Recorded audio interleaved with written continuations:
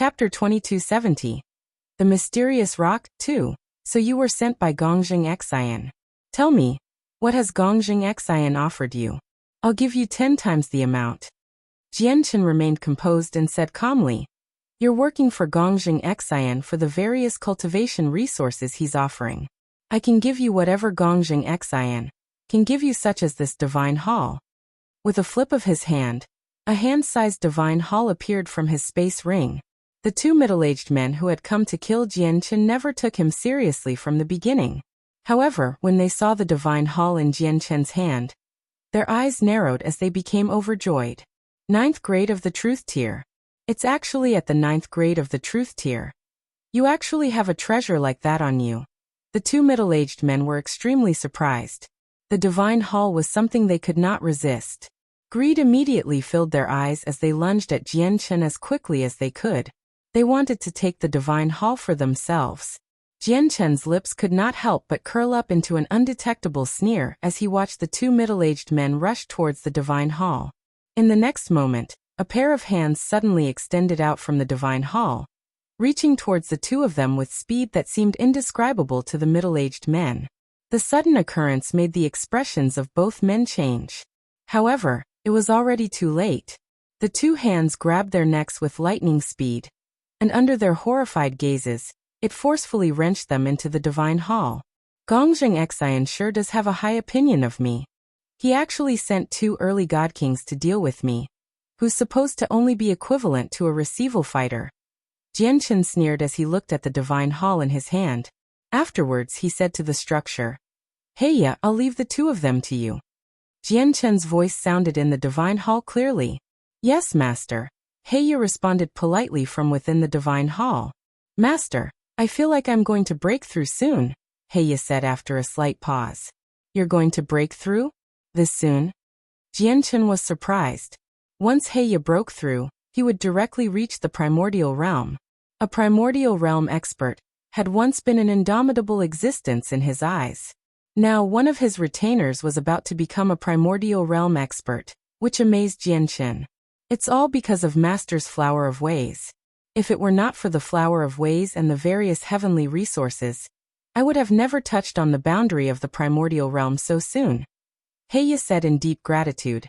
After a moment of consideration, Jianchen said, The divine hall can't endure the disturbance you make when you break through. The situation is special right now. It's not a good time to break through. Heya, suppress your breakthrough temporarily. Yes, master. Afterwards, Jianchen checked the surroundings. After he discovered that he had left no traces behind, he was about to leave. But at this moment, an extremely vague and mysterious presence appeared from the swamp below him. The presence was extremely weak and vague. If it were not for the fact that Jianchen's soul had fused with a sliver of true chaotic force, making it extremely powerful and sensitive, he would not have been able to sense the mysterious presence at all. This was because it was just too vague. So vague that even the senses of primordial realm souls would not be able to discover it. Jianchen suddenly looked at the swamp below him, and after a moment of hesitation he dived in.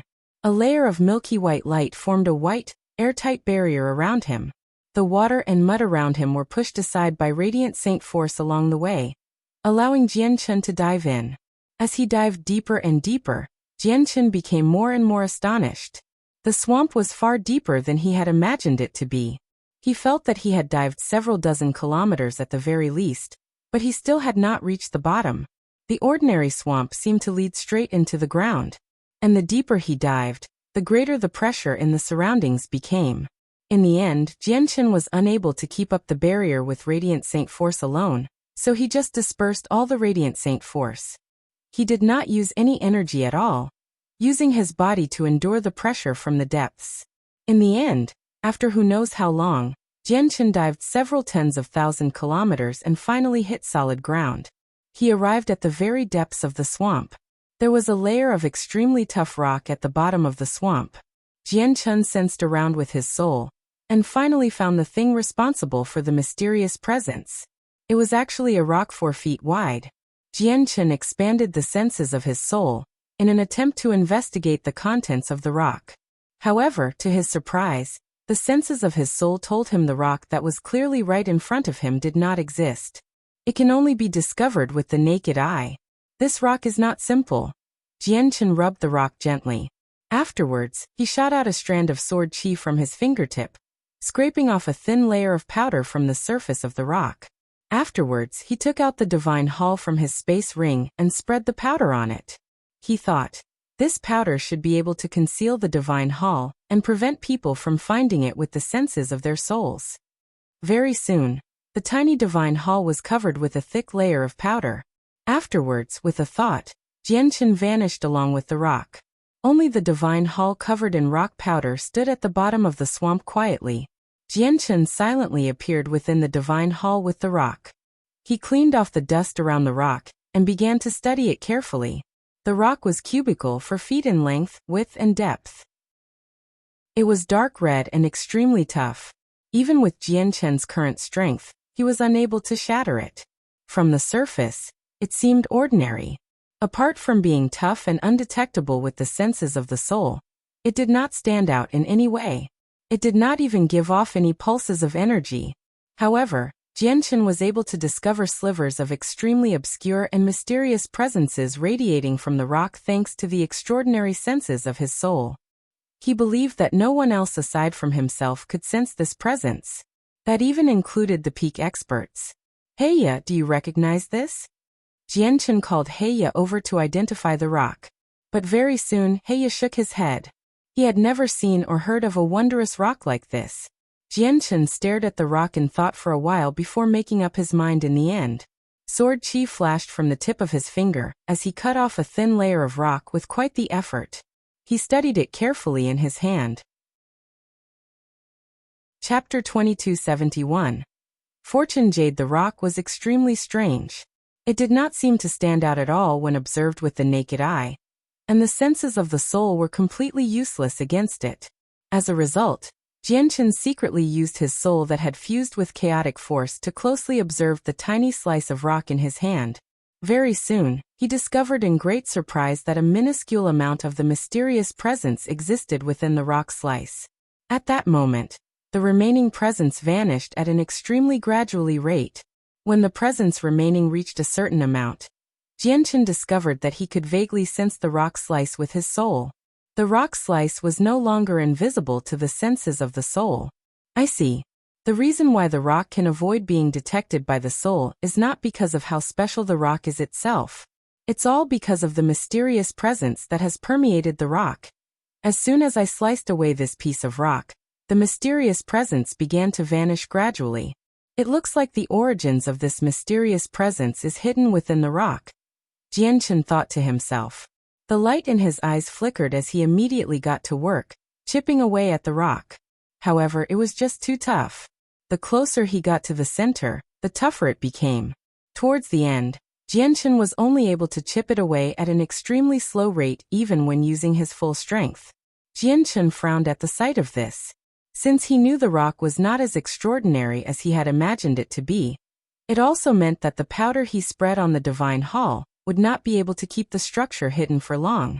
Once the powder became useless, the peak experts who had gathered on the desolate plain would be able to discover the divine hall he had hidden at the bottom of the swamp easily. There's not much time left.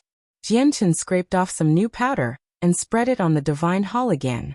Afterwards, he drew the 9-star sword of heavenly ways without any hesitation, and began to chip away at the rock with careful control over the sword. A day later, Jianchen finally reached the very center of the rock after replacing the powder on the divine hall several times. Immediately, an extremely resplendent light burst out. It was blinding and dazzling, like the most beautiful color in the world. Anyone who saw the light would become entranced by it. Along with the resplendent light, a light presence that could focus the souls of people expanded as well. It resonated with the laws of the world, causing them to tremble as if it was invoking the endless mysteries of the universe. Jianchen became completely stunned with the appearance of the somewhat familiar light. He stared at the shining jade within the rock in a daze as intense joy and disbelief filled his eyes. It's Fortune Jade. It's actually Fortune Jade. Jianchen murmured blankly. At that moment, he was in emotional turmoil. Great surprise and delight had filled him completely. He knew exactly how precious Fortune Jade was. It was a unique treasure of the world. He had even learnt from the sword spirits that the Nirvanic immortal Exalt, known as the greatest expert of the vast immortals world, only possessed a piece of it, and it was not particularly big. It was only a third of the size of the Anata Grand Prime's Fortune Jade. Jianchen could not help but begin breathing heavily. He forcefully suppressed his excitement as he continued to swing the 9-star sword of heavenly ways, carefully controlling its power to carve away the rock around the Fortune Jade. Very soon, a complete piece of the Fortune Jade was presented before Jianchen. It was roughly the size of the projection he had previously seen on the 9th floor of the Anata Tower. The only difference was that the projection he saw was circular, shaped like a cushion, while the Fortune Jade before him was irregularly shaped and the size of a millstone. What a huge piece of Fortune Jade! It's probably the same size as the Anata Grand Prime's one. Jianchen became overjoyed when he stared at the Fortune Jade before him. However, he seemed to think of something and immediately stowed the Fortune Jade into a space ring before leaving the Divine Hall and returning to the swamp. At that moment, he could no longer care about whether the presence of the Anata Tower would be exposed or not. He directly took out the tower in the bottom of the swamp and tossed the Fortune Jade in there. Jianchen believed that something as precious as Fortune Jade could only be truly safe when stored in the Anata Tower. If he was elsewhere, he would have never been bold enough to take out the Anata Tower, as the risk of exposing himself would be far greater. It was much safer here as he could use the natural geography to his advantage. I hope that the presence of the Anata Tower won't be exposed, Jianchen prayed inside. Even though he concealed the tower's presence to the best of his ability, he did not have complete confidence. After all, the peak experts all possessed exceptional abilities. Their capabilities had exceeded Jianchen's realm of understanding. Suddenly, Jianchen noticed something and looked to the side. The light in his eyes flickered as he pushed the power of his soul to the limit. He actually discovered an extremely well-hidden concealing formation there. This is a natural formation, similar to the formation around where the ancient Skywolf passed away that I accidentally barged into. They can only conceal, but they're flawless. All cultivators within formations like these basically only barge in accidentally. Jianchen distinguished the type of formation it was very soon with his special soul. At this moment, something happened. The mud that pressed against Jianchen in the surroundings began to churn violently. The powerful senses of a soul swept over with earth-shaking power, surging down from above. It approached the bottom of the swamp. Jianchen's face suddenly changed. He had Mo Tianyun's mask as a disguise and had no reason to worry about being exposed by the senses of the soul alone. But since it had come, it had definitely discovered something strange here. If he was discovered by the senses of the soul, there would be quite a lot of trouble. He might even face the risk of being completely exposed. Without any hesitation at all, Jianchen took a step and directly entered the concealing formation. As soon as Jianchen's figure vanished, the senses of the soul followed closely and reached the depths of the swamp. It moved about there as if it was searching for something. However, Jianchen was prepared beforehand. He left none of his presence there at all, so apart from the powder that he did not manage to clean up, he left no other traces at the bottom of the swamp. However, even though the presence within the powder had grown extremely thin, it had not dispersed entirely. Perhaps the minimal amount of presence was unable to hide anything from Jianchen, but to someone else, it was impossible for them to discover it with the senses of their soul as long as some of the presence remained. As a result, the terrifying senses of the soul failed to find the powder. It also failed to discover the natural concealing formation there. In the end, it returned without finding anything after circling the bottom of the swamp for a while. Chapter 2272. The corpses of ancient beasts. Jianchen was in no hurry to leave the concealing formation. Instead, he held his breath and concealed his presence, carefully hiding there and observing the situation at the bottom of the swamp. Under the protection of the natural concealing formation, he silently waited until the surging mud at the bottom of the swamp gradually settled down. Only then did he become relieved. He knew that the owner of the powerful senses of the soul had failed to find anything. Otherwise, The thing that had shot over would not have been as simple as the senses of their soul. It would be them in person. The senses of the soul seem to have failed to discover the pile of powder I left there. If the powder was discovered, they would definitely know that someone has been here. If I was them, I'd definitely pay closer attention here, or even visit this place in person, thought Jianchen as his eyes shone brighter and brighter. Originally, he believed the rock powder he discarded could no longer hide anything as the presence from the fortune jade had leaked away. After all, the rock powder was no longer able to hide from him. Only now did he suddenly realize that while he could sense the rock powder, that did not mean other experts could sense the power as well. If the layer of rock around the fortune jade was used properly, it would have unimaginable uses. It's just a pity that I've realized this too late. I've chipped off all the rock already, so the presence in them is constantly leaking away. They won't last for long. Jianchen was filled with regret. He sighed gently before quickly dismissing his thoughts. He temporarily put the matter of the fortune jade aside, and began to study the world within the concealing formation seriously. There was only darkness as far as the eye could see, with no light at all. It was just completely pitch black. However, the darkness there did not affect Jianchen at all. His eyes shone brightly, directly piercing through the darkness, and seeing the scene around him completely. Exposed before Jianchen was a long, narrow, and gloomy tunnel that led straight into the ground. The tunnel was twisted, spiraling down into the earth. It was impossible to see its bottom, which made it even more impossible to tell its depth. Jianchen sent out the senses of his soul instinctively, but to his surprise, the entire tunnel was filled with a mysterious energy that caused great obstruction to the senses of his soul. Even with his soul that had changed drastically after fusing with a sliver of chaotic force, having gained various unbelievable abilities, it was only able to expand 5 kilometers into the tunnel. He had no idea how deep the tunnel was. Obviously, he found nothing with the limited range of his soul. This place is not very simple at all. Maybe there's some unknown, astonishing secret hidden down there.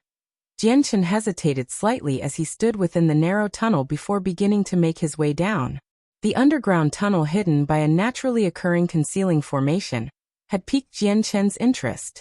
Jianchen used the steps to make his way down. Along the way he maintained his great vigilance, observing the surroundings at all times. As a result, he did not move very quickly at all. It was impossible to have a sense over the flow of time in the dark tunnel. After who knows how long, Jianchen finally reached the end of the tunnel. He was deep underground. He glanced around. His eyes shone and pierced through the darkness, allowing him to see everything in the surroundings. All he saw was a huge cavern. He had no idea how many tens of thousand meters it was in height, nor did he know how many tens of thousand meters it was in length. He had no idea how deep it was either. Even Jianchen's eyes were unable to see the end of the cavern. As for the senses of his soul, the restraint here became even greater. The original 5 kilometers shrank to 1 kilometer. He could see further than that with his eyes. Suddenly, Jianchen's eyes narrowed slightly. The light in his eyes flickered as he stared straight ahead. He could vaguely see a colossal shadow crouching on the ground extremely far away. It was just too far away. With Jianchen's eyes alone, he was only able to see a blurry shadow. He was unable to tell what it was. Jianchen took a step and unleashed all the power in his chaotic body. With a flash, he appeared several kilometers away, rapidly hurrying into the distance. This place was extremely well hidden. He did not need to worry about the peak experts on the desolate plain discovering him, so there was no need for him to continue hiding his strength. Under Jianchen's full speed, he approached the huge shadow very soon. When he clearly saw what it was, he became completely stunned. It was a colossal, ancient beast, several 100,000 meters long. It lied on the ground without moving at all. It was a grand sight, several times larger than a mountain. As Jianchen stood next to the beast with his stature, he even seemed smaller than an ant.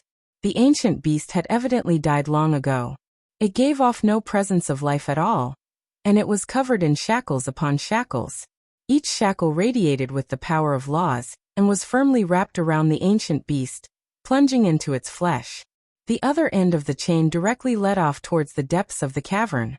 Jianchen became sterner and sterner as he studied the corpse of the ancient beast and the shackles on it. The ancient beast had died many years ago, but the tremendous vital energy within it had not run out yet. It remained as tremendous as an ocean. At this moment, the tremendous vital energy was being led into the depths of the cavern endlessly along the chain. Jianchen arrived by the corpse and slowly extended his hand to touch it. He wanted to study the internal situation of the corpse. The corpse was warm to the touch, not icy cold. However, before Jianchen could touch it properly, his face suddenly changed and with a great jolt, he wrenched back his hand immediately. As if he was struck heavily, he staggered backwards. The ancient beast was just too powerful when it was still alive. Although it was dead now and reduced to a corpse, the tremendous vital energy within its body continued to circulate constantly. Just the regular circulation had sent Jianchen retreating. If it was not for reaching the major achievement of the chaotic body, he probably would have been heavily injured by that alone. So powerful. Jianchen was extremely shocked. He sensed his painful right arm that almost shattered from the huge burden, as he was in awe. The ancient beast that had died many years ago and had its vital energy drained still possessed such terrifying might. Just how terrifying was it supposed to be when it was still alive then? Suddenly, Jianchen's eyes narrowed, and he saw another blurry shadow in the distance. It was colossal. With a single movement, Jianchen shot off like an arrow into the distance to see what was there. Very soon, he arrived before the second colossal shadow. He was completely taken back when he saw what it was. The shadow also happened to be a huge, ancient beast. He had no idea how long it had been dead for, and it was also surrounded by shackles upon shackles that plunged into the flesh. The shackles constantly drained away the tremendous vital energy and funneled it towards the depths of the cavern. What is this place? Jianchen was astounded. Both of these ancient beasts were extremely powerful and must have made a name for themselves when they were still alive, but they had been shackled underground on the desolate plain now, reduced to tools that provided vital energy. Chapter 2273. The Headless Ape. Just what is in the depths of this cavern? It actually needs the constant supply of vital energy from two powerful ancient beast corpses, Jianchen thought. He could not help but look towards the depths as he showed both surprise and doubt. In the end, Jianchen did not try to touch the two corpses recklessly. The two ancient beasts were just too powerful when they were alive. As such, even after their deaths, Jianchen still could not endure their residual might. Just the circulation of their vital energy could injure a few experts who had just reached the primordial realm. Afterwards, Jianchen continued his investigation in the huge cavern, and his shock grew greater. To his surprise, he discovered that there were far more than just two corpses. He discovered a total of 6 colossal corpses of ancient beasts in various places. Without any exception, the 6 corpses were all covered in shackles as their tremendous vital energy was drawn away endlessly, delivered into the depths of the cavern. The 6 corpses varied in shape, and they all originated from different species. There was a mountainous serpent dragon as well as a winged, golden dragon that stood as large as a planet. They were extremely powerful, where the pressure from their corpses seemed to be able to make the sky collapse and silence everything. What extravagance! Who arranged all of this? Jianchen was shocked. 6 corpses of terrifyingly powerful ancient beasts gathered together had quite the mental impact. He believed that any single one of them definitely would have been an invincible existence on the desolate plain if they were still alive, where no one could stop them. Unfortunately, they had already died many years ago. Continuing onwards, Jianchen discovered a 7th corpse several tens of thousand kilometers away very soon. It was a humanoid being. She seemed like a young woman with great beauty, standing several hundred meters tall. She gave off a supreme presence of invincibility as an undefeatable battle intent revolved around her. She seemed like a goddess of war. This person was clearly not human. A feathered pair of colossal, golden wings draped down her back naturally. They were extremely pretty. Even though she no longer bore the presence of life, every single feather shone with resplendent golden light. It was dazzling as powerful energy circulate within. However, her fate was also the most chilling.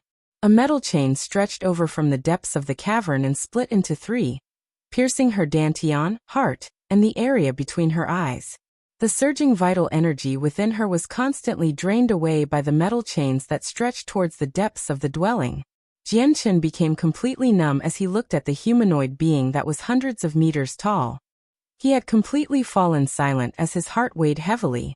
After remaining there for a while, he continued on his way. Before long, he discovered an eighth corpse. The corpse belonged to a human expert. He had the appearance of a middle-aged man. He sat on the ground in golden robes as his eyes remained closed. A tremendous sense of righteousness revolved around the corpse. A metal chain had also been split into 3 here, piercing his dantian, heart, and the area between the eyes. The human expert had also died many years ago. He possessed no presence of life at all, only leaving behind the tremendous vital energy.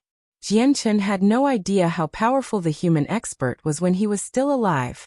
Even though just a corpse remained, Jianchen felt chills as his heart shivered when he stood before him. Clearly, the human expert's strength when he was still alive was no weaker than the 6 ancient beasts and the winged, humanoid being. Jianchen stood several meters away as he stared at the human expert deeply. Sorrow filled his eyes. He knew that the human expert had not been someone sinful. The sense of righteousness that never dispersed was proof. He was definitely a straightforward man of righteousness. However, his fate was so chilling. He had been reduced to a tool to supply vital energy. Jianchen felt grief from the bottom of his heart at this moment. However, he also knew that there was nothing he could do with his current strength. In the end, he bowed at the human expert deeply before leaving. Jianchen continued on his way. He followed the chains and remained vigilant along the way, making his way towards the depths of the cavern. He seriously wanted to know just what was hidden in the depths of the cavern that required such terrifying amounts of vital energy. Before long, Jianchen finally arrived at the depths. What he saw was a sea of blood. Terrifying vital energy shone with dazzling, blood-red light, dyeing the surroundings the same color. The crashing of waves constantly rang out from the sea of blood. The tremendous vital energy surged constantly in there, erupting with astonishing ripples of energy that possessed devastating might. Jianchen's eyes suddenly narrowed. He stared right ahead. He did not pay too much attention to the sea of blood. Instead, he focused on what was above the sea of blood. There was a huge ape covered in long, thick fur that hovered above the sea of blood without moving at all. The ape's fur was a dark gold. It lied there without moving at all, and was missing a head. Only a colossal body remained. The ape had also died many years ago. The 8 chains gathered above the ape's corpse, vaguely forming a profound and complicated formation. It drew in the vital energy from the 8 corpses, and after being converted in the formation, it was poured into the ape. Jianchen even discovered that the residual vital energy in the sea of blood below the ape's corpse poured into the corpse at an extremely gradual rate as well. It was slowly absorbed by the ape. The ape was not filled with a presence of death. Instead, it was brimming with life. Even though the life force was like nothing compared to the ape's shocking strength, it meant that the ape had not completely died yet at the very least. Its body still possessed a certain level of vitality.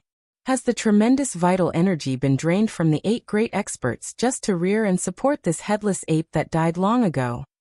Jianchen was astounded as he stared at the ape closely. Who did all of this? Jianchen looked at the cavern. He could already vaguely guess that someone was probably trying to revive the ape. Just nurturing the body of the ape required the corpses of 8 monstrously powerful experts. Then just how powerful was this ape with dark gold fur? Jianchen took a step to approach the ape up ahead. He wanted to study it closer. However, when he reached 100 kilometers from the ape's corpse, terrifying vital energy erupted from the ape's body. Like a storm, it rushed towards Jianchen in a single instance. Chapter 2274. The 8 experts. Jianchen's face changed drastically. Without any hesitation, he retreated rapidly, but the vital energy was just too fast. In the end, it still struck Jianchen with great force. Spurt. Blood sprayed out from Jianchen's mouth as he was knocked away. The vital energy was just too terrifying. Even with the protection of the chaotic body, he still became quite injured. The eruption of energy from the ape's body immediately caused the sea of blood there to toss and turn. At the same time, ancient, lingering consciousnesses within the cavern awakened from their slumber, as if they had been startled. Through his unique soul, Jianchen immediately sensed the consciousnesses awaken in the cavern. It made him become uneasy. Do not get within 100 kilometers of the ancient great ape. How many years has it been? Finally, a living being has come. It's a pity that he's too weak. The consciousnesses all awakened and emitted mental pulses that echoed through the cavern. 8 blurry, illusionary figures appeared around Jianchen. 2 of them were extremely familiar to Jianchen. The first one was a beautiful woman. She possessed a pair of golden wings on her back, and seemed exactly the same as the 7th corpse he had discovered. The only difference was that the 7th corpse stood several hundred meters tall, while the figure before him was the size of a human. The second familiar figure was the human expert he saw that gave off a sense of righteousness. Jianchen glanced past the 6 other figures. They varied in age and gender, but they were all like apparitions as well. It was impossible for Jianchen not to realize that the 6 remaining figures were the 6 colossal beasts he saw at the very start. However, they had not presented themselves in their original forms, but as humans. Junior Jianchen greets the 8 seniors. Jianchen immediately clasped his fist towards the 8 illusionary figures as he showed respect from the bottom of his heart. This was respect towards power because he knew the 8 figures possessed extremely terrifying power when they were still alive. They could easily unleash devastating might, where they could disperse a galaxy with the flip of a hand. The 8 experts all looked at Jianchen. As they studied Jianchen, they could not help but shake their heads. Undisguised disappointment filled their faces. Indeed, he's too weak. We've waited for so many years, yet only a junior as weak as this has come. Sigh, he has already awakened our lingering consciousnesses. We don't have much time left. It's impossible for our lingering consciousnesses to keep existing since then. Once we're awakened, we'll disperse before long. It's just a pity that he cannot fulfill our request. We are out of options, so let's still try it. The 8 experts discussed with one another as they showed much helplessness. Jianchen seemed to make out something from their conversation. He clasped his hands at the 8 experts and said, "Seniors, may I ask what you want me to do? If there's anywhere I am of use, and it is within my abilities, I will definitely assist you with all that I have." The illusionary figures of the 8 experts hovered in the air. After hearing Jianchen's words, they entered a short moment of thought. Afterwards, the human expert said, "You've already seen Gusta's body, so you must also understand that our existence is only to provide abundant vital energy to nourish Gusta's body." "Gusta? That headless ape?" Jianchen asked. "That's right. The name of the ape is Gusta. He's the most powerful king of the ancient great apes. He died many years ago, having been beheaded. Although he seemed like he's dead, he's not completely dead. A sliver of life still remains. The experts of the ancient great apes wholeheartedly want to revive Gusta, so the 8 of us were trapped here by the 2 other kings of the ancient great apes. They used an ancient secret technique to drain our vital energy so that they could revive Gusta," said the human expert. Jianchen came to a realization from that. Originally, he thought that the 8 experts had died in battle elsewhere before having their corpses being collected by someone and gathered here. He had never thought that the 8 of them had been trapped here while they were still alive. Every single one of the 8 experts was extremely powerful. Even after dying many years ago, they were still enough to make Jianchen shivered. He struggled to imagine just how powerful the people who were able to trap such terrifying experts here would be. At this moment, the winged woman said, "The ancient great apes want to use the 8 of us to revive their most powerful king. Naturally, we won't let them get what they wish. Not only will we prevent them from succeeding, but we'll completely destroy Gusta's body as well. However, the 8 of us are dead after all. All that remains is a sliver of consciousness that bears regret from our lives. We can't complete what needs to be done." The woman looked at Jianchen deeply. "As a result, we can only leave the matter of destroying Gusta's corpse to you." Jianchen's heart sank when he heard that. He said bitterly, "Seniors, I may have to disappoint you. My strength is puny. I can't even approach Gusta's corpse, let alone destroy it." Jianchen felt troubled. Even if he possessed the strength to destroy Gusta's body, he would not be willing to do so. This was because once he did that, he would have completely offended the ancient great apes. You don't need to worry. We've already set up everything when we were still alive. We just don't have the power to carry it out ourselves. The human expert said, we've already engraved many layers of forbidden formations within our bodies.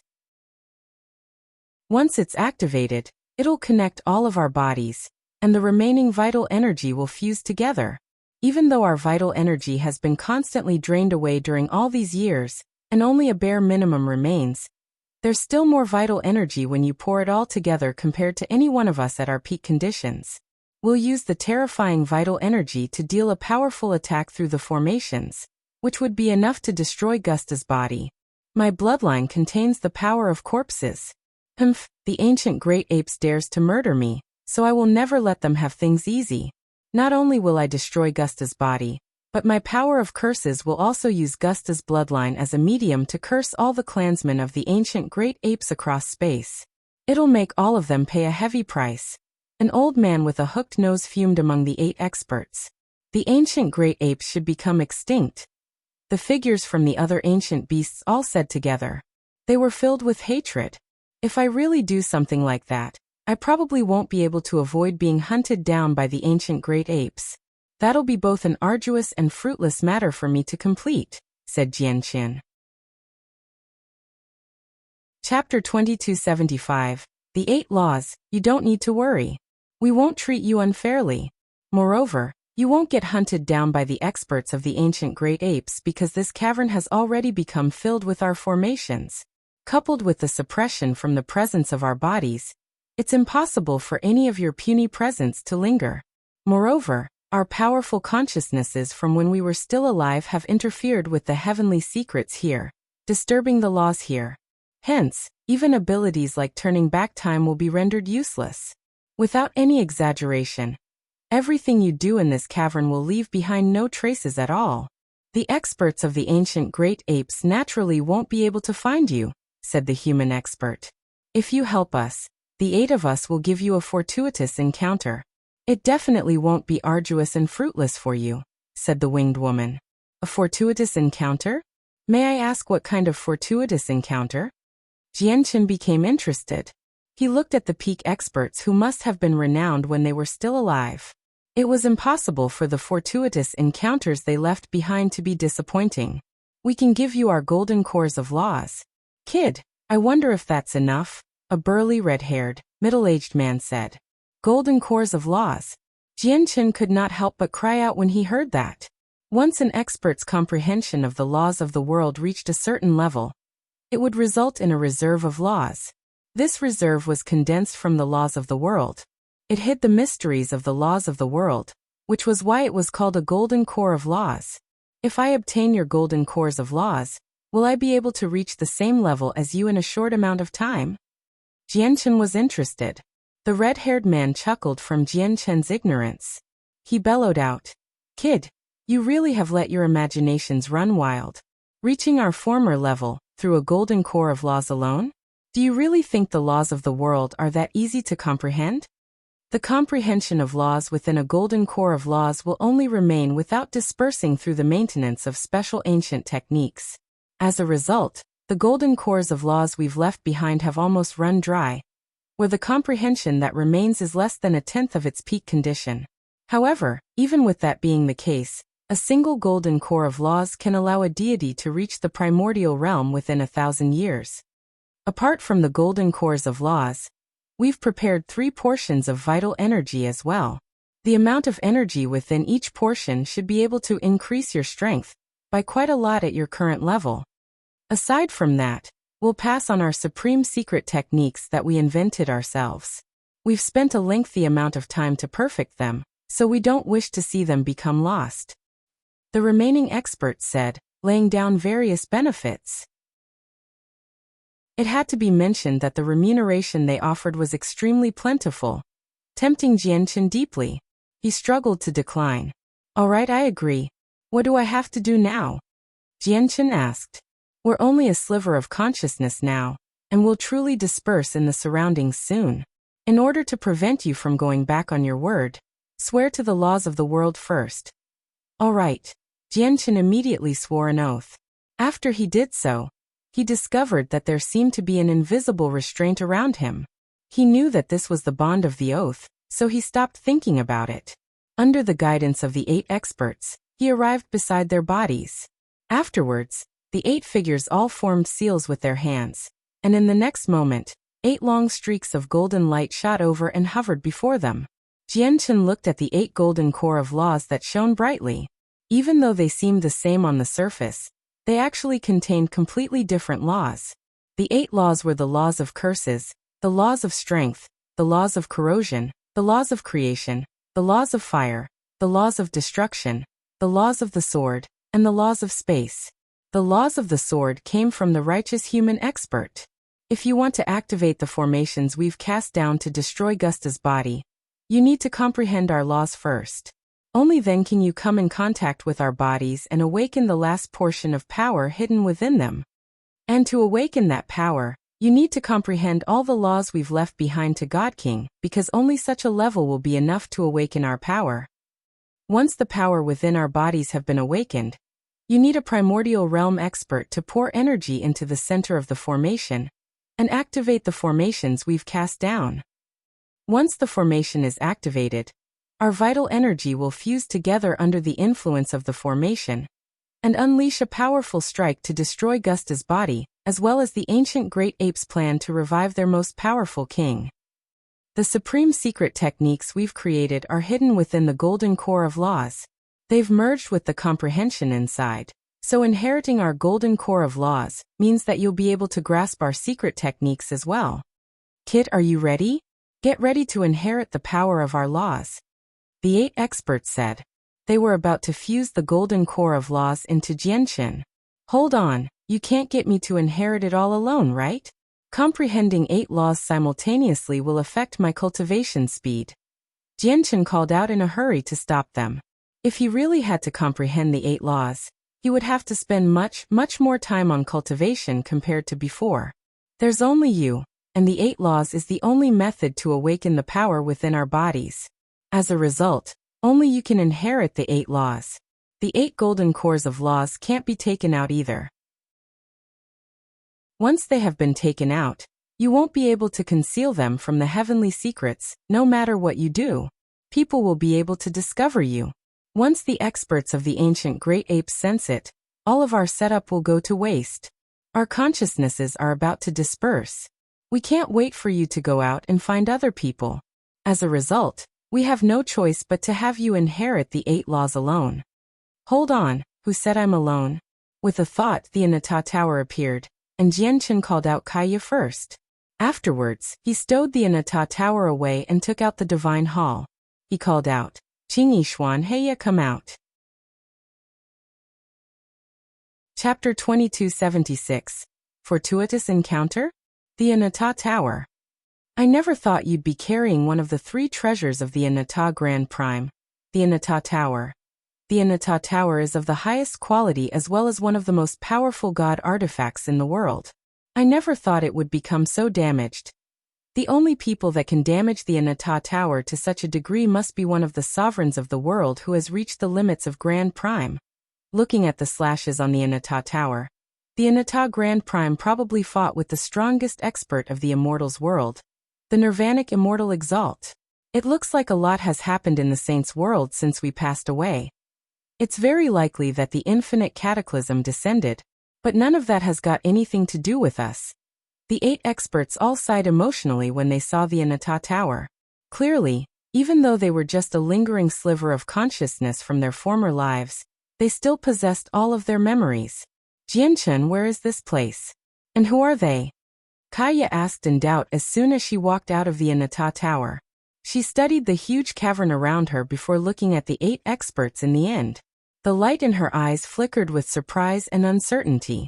For some reason, she felt a strange sense of familiarity from the figures of the 8 experts, as if she had seen them before. Kaya could swear that she had never seen them before, but she just happened to experience such a feeling. Jianchen gave Kaya a simple explanation, giving her a rough understanding of what had happened here. Afterwards, Heya and Qing Yishuan emerged from the divine hall as well. Heya's presence was much more powerful and denser than before. He had made huge advances during his secluded cultivation. With the assistance of all the cultivation resources, and the flower of ways from Jianchun, Heya had reached the very peak of Godking. He was preparing to break through to the primordial realm now. As soon as Heya emerged from the divine hall, he arrived behind Jianchun. Even though he was very curious about this place, he did not ask anything at all. He truly treated himself as a servant. As for Qing Yishuan, she bit her lip gently.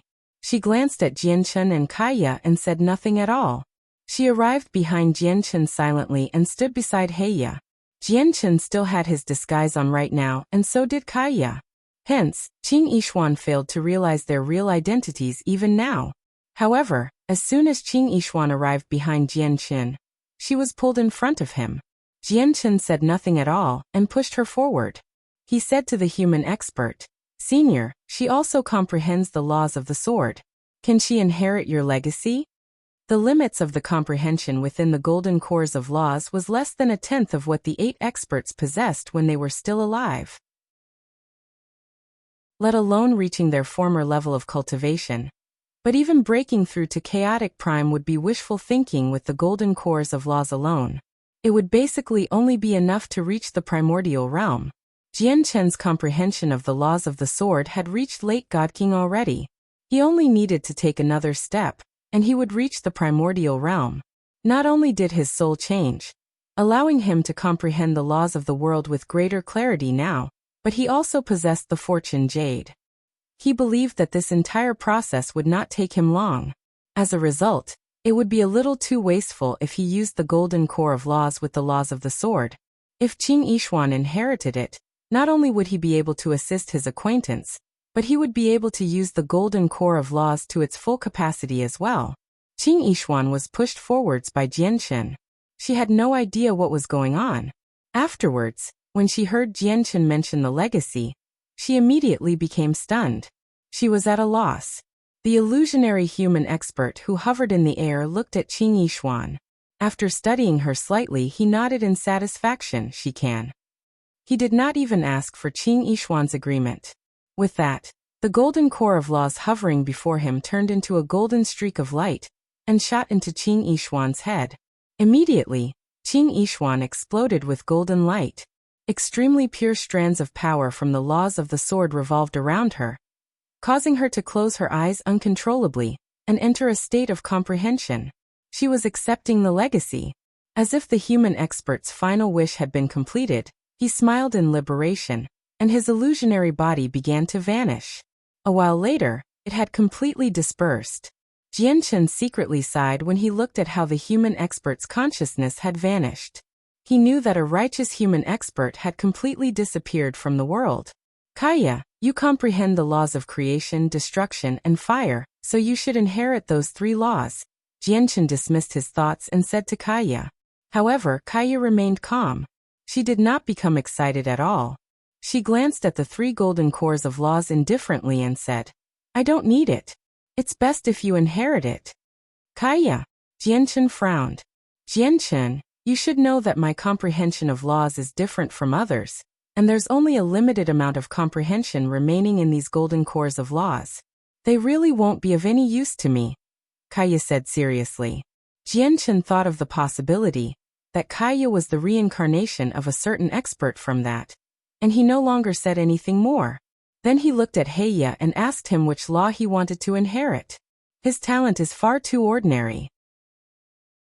Let alone the fact that it'll be a huge waste if we give him a golden core of laws, but it'll be detrimental to him as well to comprehend 2 laws of the same time with his talent. That's right. He only needs to focus on comprehending his own law with his talent. Before he becomes a grand prime, there's no need to comprehend a second law. The 7 experts objected.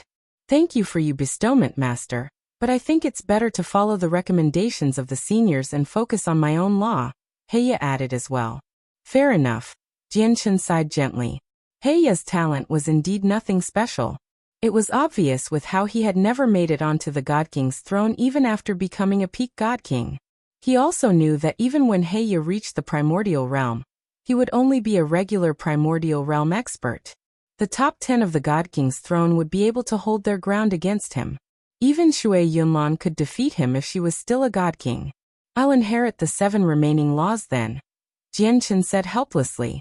Afterwards, he let Kaiya and Qing Yishuan, who was still in a state of comprehension, into the Anata Tower, and let Heya back into the Divine Hall. He formally accepted the legacies from the 7 experts. Under the control of the 7 experts, the 7 shining golden cores of laws shot into Jianchen's forehead as streaks of light. In that instance, Jianchen shone brightly. The power of the 7 laws revolved around him as the laws of the world seemed to resonate. The consciousnesses of the 7 experts did not disperse. They remained in the surroundings, staring straight at Jianchen. Excitement and eagerness filled their faces. This kid's soul is extremely strange. I hope we can benefit from his soul. Moreover, he cultivates the chaotic body and has attained quite the accomplishment with it. His vital energy is extremely dense. It's enough to nourish the fragment of our souls. It's just a pity that Swordmaster Yun Qi was simply too stubborn, unwilling to follow us. He has truly died.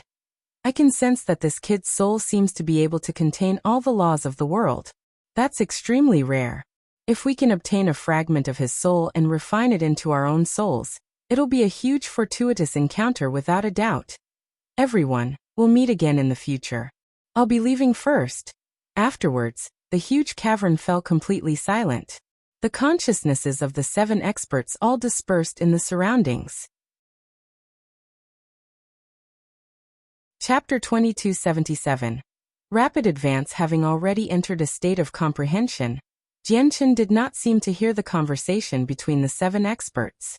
Currently, a layer of dazzling golden light surrounded him. Various laws revolved around him as he entered a state of selflessness where he devoted himself to the comprehension of laws. The laws of creation, destruction, fire, strength, space, corrosion, and curses would appear from time to time, enveloping him. It made the space around him resonate with the laws of the world. Comprehending 7 different laws simultaneously was an especially great challenge to any cultivator, or even impossible. Not only did it require an absolutely astonishing aptitude for comprehension, but there was also a need for an extremely great affinity with the laws of the world. However, it did not seem too difficult for Jianchen. Jianchen was able to sense all 3,000 laws.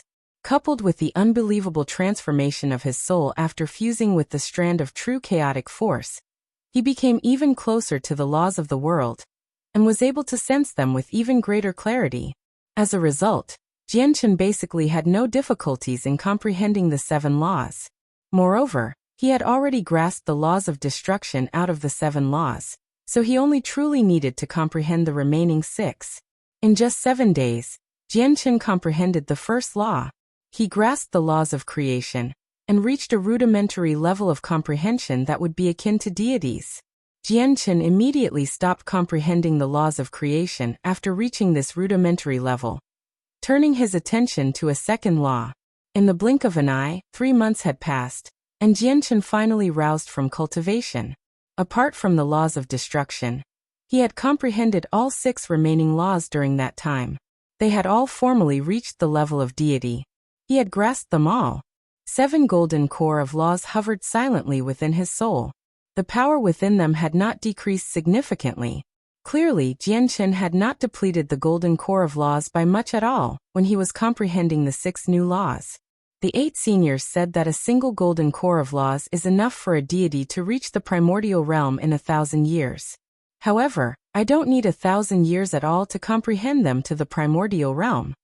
Jianchen opened his eyes, and the light in them flickered. He showed great confidence before taking out the piece of fortune jade he had placed in the Anata Tower.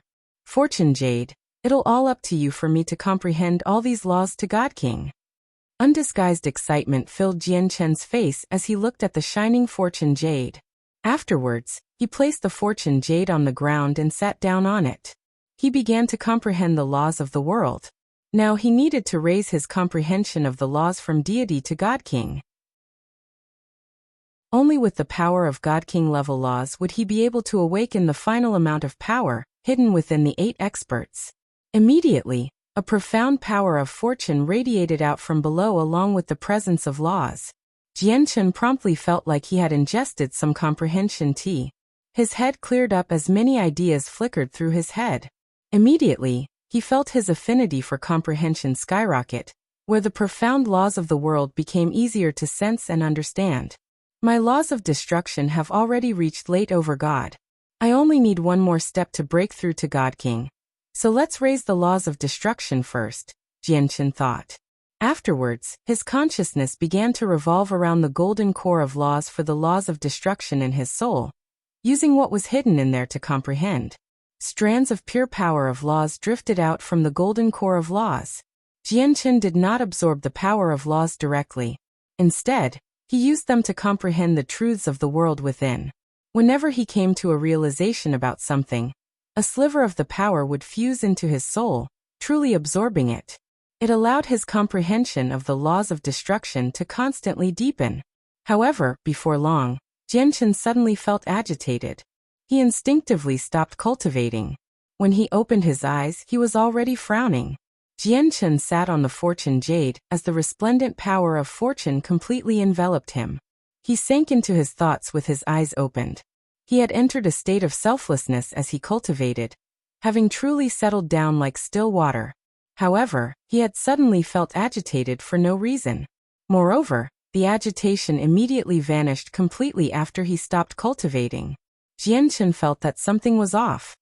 He sat on the fortune jade and thought for a very long time as the light in his eyes flickered uneasily. Afterwards, he pushed the sensitivity of the senses of his soul to the limit to inspect every nook and cranny of his body. The 7 golden cores of laws in his soul became his point of focus. In the end, he failed to find any irregularities. Jianchen thought silently. A strange light flickered through his eyes, and his gaze gradually deepened. A while later, he closed his eyes and continued to comprehend the laws of destruction. Afterwards, he did not feel agitated again, allowing him to comprehend the laws of destruction extraordinarily smoothly. A month later, the power of Godking level laws descended and enveloped Jianchen. His laws of destruction had finally reached Godking. Now his laws of the sword and laws of destruction had both reached the level of Godking. His laws of the sword was already at late Godking, equivalent to the great perfection of sword spirit. If he took one more step, he would reach the primordial realm, which was equivalent to sword immortal. However, Jianchen also knew that this step could not be taken easily.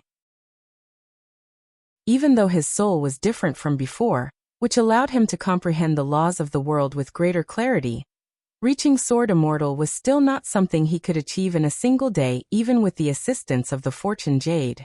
The further he went, the more difficult the comprehension and breakthroughs of laws would become. He needed to accumulate understanding and comprehension over time. There really is a secret technique hidden within the golden core of laws. It's just that this secret technique is of quite a high grade. Grasping it will require quite a lot of time for comprehension, but I don't have that time right now. Whatever, I'll just comprehend the secret technique in the future. Let's continue comprehending the laws, thought Jianchen. He did not stop at all, continuing his comprehension of a second law, the laws of space. In Jianchen's opinion, since he had already grasped the laws of the sword and the laws of destruction, he was not in need of offensive laws. As a result, out of the remaining laws, the laws of space would clearly be more useful. He had to start from scratch with comprehending the laws of space. Naturally, he would not be able to comprehend it as quickly as the laws of destruction.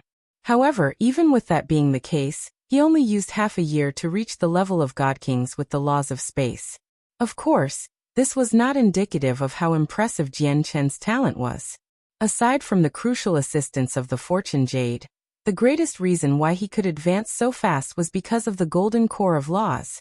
Jianchen had only achieved this thanks to the golden core of laws. Like a miracle, he comprehended the law from its rudimentary level to Godking in a single sitting. Spatial devouring technique. Cosmos shift. Jianchen had also inherited the 2 spatial secret techniques after comprehending the laws of space to Godking. They were both of extremely high grades. The spatial devouring technique was an offensive technique, while Cosmos shift seemed more like a technique for escape from its description. Chapter 2278. The storm continues, through the powers of space, break free from the restraints of the world and stride over the flow of time to travel hundreds of million kilometers away. Jian Chen's eyes lit up from the description of the technique as he became interested. He discovered that not only was Cosmos Shift an extremely powerful method of escape, but it was also an impressive method for traveling. It could let him cross hundreds of million kilometers in an instance. That was basically across an entire Great Plain. Some Great Plains were not even hundreds of million kilometers across. Clearly, this secret technique was more than suitable for traveling in outer space. It would even save him from using teleportation formations across planes, allowing him to save a great sum of 5-colored divine crystals. I feel like this Cosmos Shift is far more difficult to use than the spatial devouring technique. It's just far too hard to use it with the comprehension of laws at the level of Godkings. I even doubt whether I can gain a rudimentary grasp over the technique with my level of laws of space. But without a single doubt, it'll take an extremely long time to master it, Jian Chen thought. The 8 experts were far too terrifying when they were still alive. Their level of cultivation had exceeded his imagination. Supreme secret techniques they created would naturally be of an impressive quality. The mysteries of the world that the secret techniques used were just too profound to him right now. As a result, it was impossible for him to gain a rudimentary grasp over these secret techniques as easily as he did with the radiant arts. There's still around a year before the competition between the candidates begins. I'll take advantage of this time and comprehend a few more laws, thought Jian Chen before continuing to comprehend a law. Time passed silently. In the blink of an eye, another half a year went by. On this day, Jian Chen roused from his selfless state of cultivation, and Godking-level laws revolved around him once again. With this half a year of comprehension, his laws of strength had reached early Godking. Just as I had expected, the laws of strength can indeed amplify my chaotic force. If I fuse the laws of strength into my chaotic body will become 30% stronger. This increase is not just in toughness but in brute strength as well. Jian Chen secretly rejoiced when he sensed the changes that the laws of strength had brought him. And that's only the laws of strength at early Godking. In the future, as my comprehension of the laws of strength rapidly deepen, and my cultivation rapidly increases, the amplifying effect will become greater and greater as well. Jian Chen's eyes shone brightly. The help that the laws of strength brought to him was just too great. It directly increased his battle prowess. At that moment, he was even tempted to use the golden core of laws to comprehend the laws of strength to peak Godking in a single breath. He believed that once the laws of strength reached late Godking, his chaotic body would definitely be amplified by more than 30%. However, he did not have that much time left now. Out of the 7 laws, I've already comprehended the laws of destruction, space, and strength to Godking. All that remains is the laws of creation, fire, corrosion, and curses. Kaya happens to have grasped the laws of creation and fire, and they also happen to be at Godking. I won't worry about the laws of creation and fire for now. Let's comprehend the laws of corrosion and curses first. Jian Chen ended up choosing the laws of curses after a moment of thought. Jian Chen concentrated on cultivation, and paid no attention to other matters. As he was furiously raising his strength, the desolate plain had not been peaceful at all. After several years of build-up, the upheaval caused by Jian Chen on the desolate plain did not decrease. It only grew stronger. More and more peak experts and organizations arrived on the desolate plain, searching for Jian Chen's whereabouts on the desolate plain, under the excuse of sharing the burden with the First Majesty of the Heavenly Palace of Bisheng. Not only did they flip through the entire desolate plain, but even the bottom of the swamp where Jian Chen found the fortune jade was not spared. Even all the peak organizations that belonged on the desolate plain had been searched countless times. Even the radiant Saint Hall that stood above the clouds had been visited by outsiders several times. They even almost ended up entering the Tower of Radiance, causing the leader of the Radiant Saint Hall to fly into a furious rage. He almost ended up fighting with the outsiders. Similar occurrences happened with the other peak organizations on the desolate plain. Many of their forbidden grounds that had been deemed as an absolute secret had almost been intruded on by the outsiders. During this time, The reckless actions of the outsiders had created a mess across the entire plain. Many organizations of various sizes complained about it. However, with the current situation, the native organizations were helpless. They felt wronged, but there was nothing they could do about it.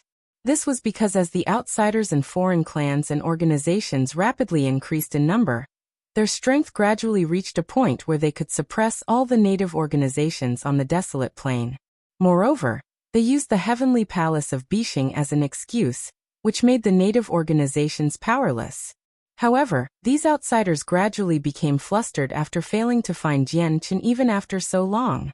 A rumor that Jianchen had already fled the desolate plain gradually made its way around. The only place that hasn't been searched on the desolate plain is where the Celestial Sword Saint cultivates. The foreign peak experts would communicate with one another frequently and discuss their thoughts. At that moment, some people began suspecting the Celestial Sword Saint. Do you think Jianchen is hiding where the Celestial Sword Saint cultivates? Do we have to go disturb the Celestial Sword Saint? The Celestial Sword Saint is not an existence you'd want to provoke. The expressions of all the foreign experts changed when the Celestial Sword Saint was mentioned. They frowned. The Celestial Sword Saint is indeed not someone you'd want to provoke, but we're assisting the First Majesty of the Heavenly Palace of Bishing, helping her find her masters and Ata Tower sooner. I refuse to believe that this Celestial Sword Saint would be bold enough to offend the First Majesty. We all know exactly how terrifying she is. All right, let's gather some people and go visit the Celestial Sword Saint. Immediately, the outsiders quickly gathered over a dozen peak experts and went to where the Celestial Sword Saint cultivated. The Celestial Sword Saint was an extremely great existence on the desolate plain. He was extremely powerful, possessing the title of the greatest expert on the desolate plain for many years. Across the entire plain, there were no organizations that dared to stand up to the Celestial Sword Saint. The Sword God Mountains was an ancient mountain range on the desolate plain. Many sword-like mountains stood there. The Celestial Sword Saint spent most of his time cultivating there, without paying any attention to the matters around him. On this day, over a dozen foreign experts came together.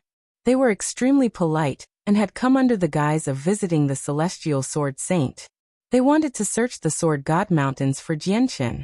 Piss off! In the next moment, a deafening roar boomed out from the depths of the mountain. It rang out in a magnificent manner, where the terrifying sound's waves even cracked space. The voice was so powerful that it rang across the entire desolate plain. A terrifyingly powerful sword intent radiated out from the depths of the Sword God Mountains with the voice. At that moment, the entire world seemed to have become a domain of sword chi. The expressions of all the peak experts changed. They were immediately forced back in a stagger. Celestial Sword Saint, we're only helping the First Majesty of the Heavenly Palace of Bishing. Why do you get in our way? A middle-aged man called out from among the foreign experts. The person you're looking for isn't here. If you dare to say something else, I'll take your head. The Celestial Sword Saint replied in an overbearing manner. The faces of the experts darkened and paled, but in the end, none of them dared to say anything more. They left in low spirits. Chapter 2279. The news from the Azure Peng King. These outsiders are becoming more and more reckless.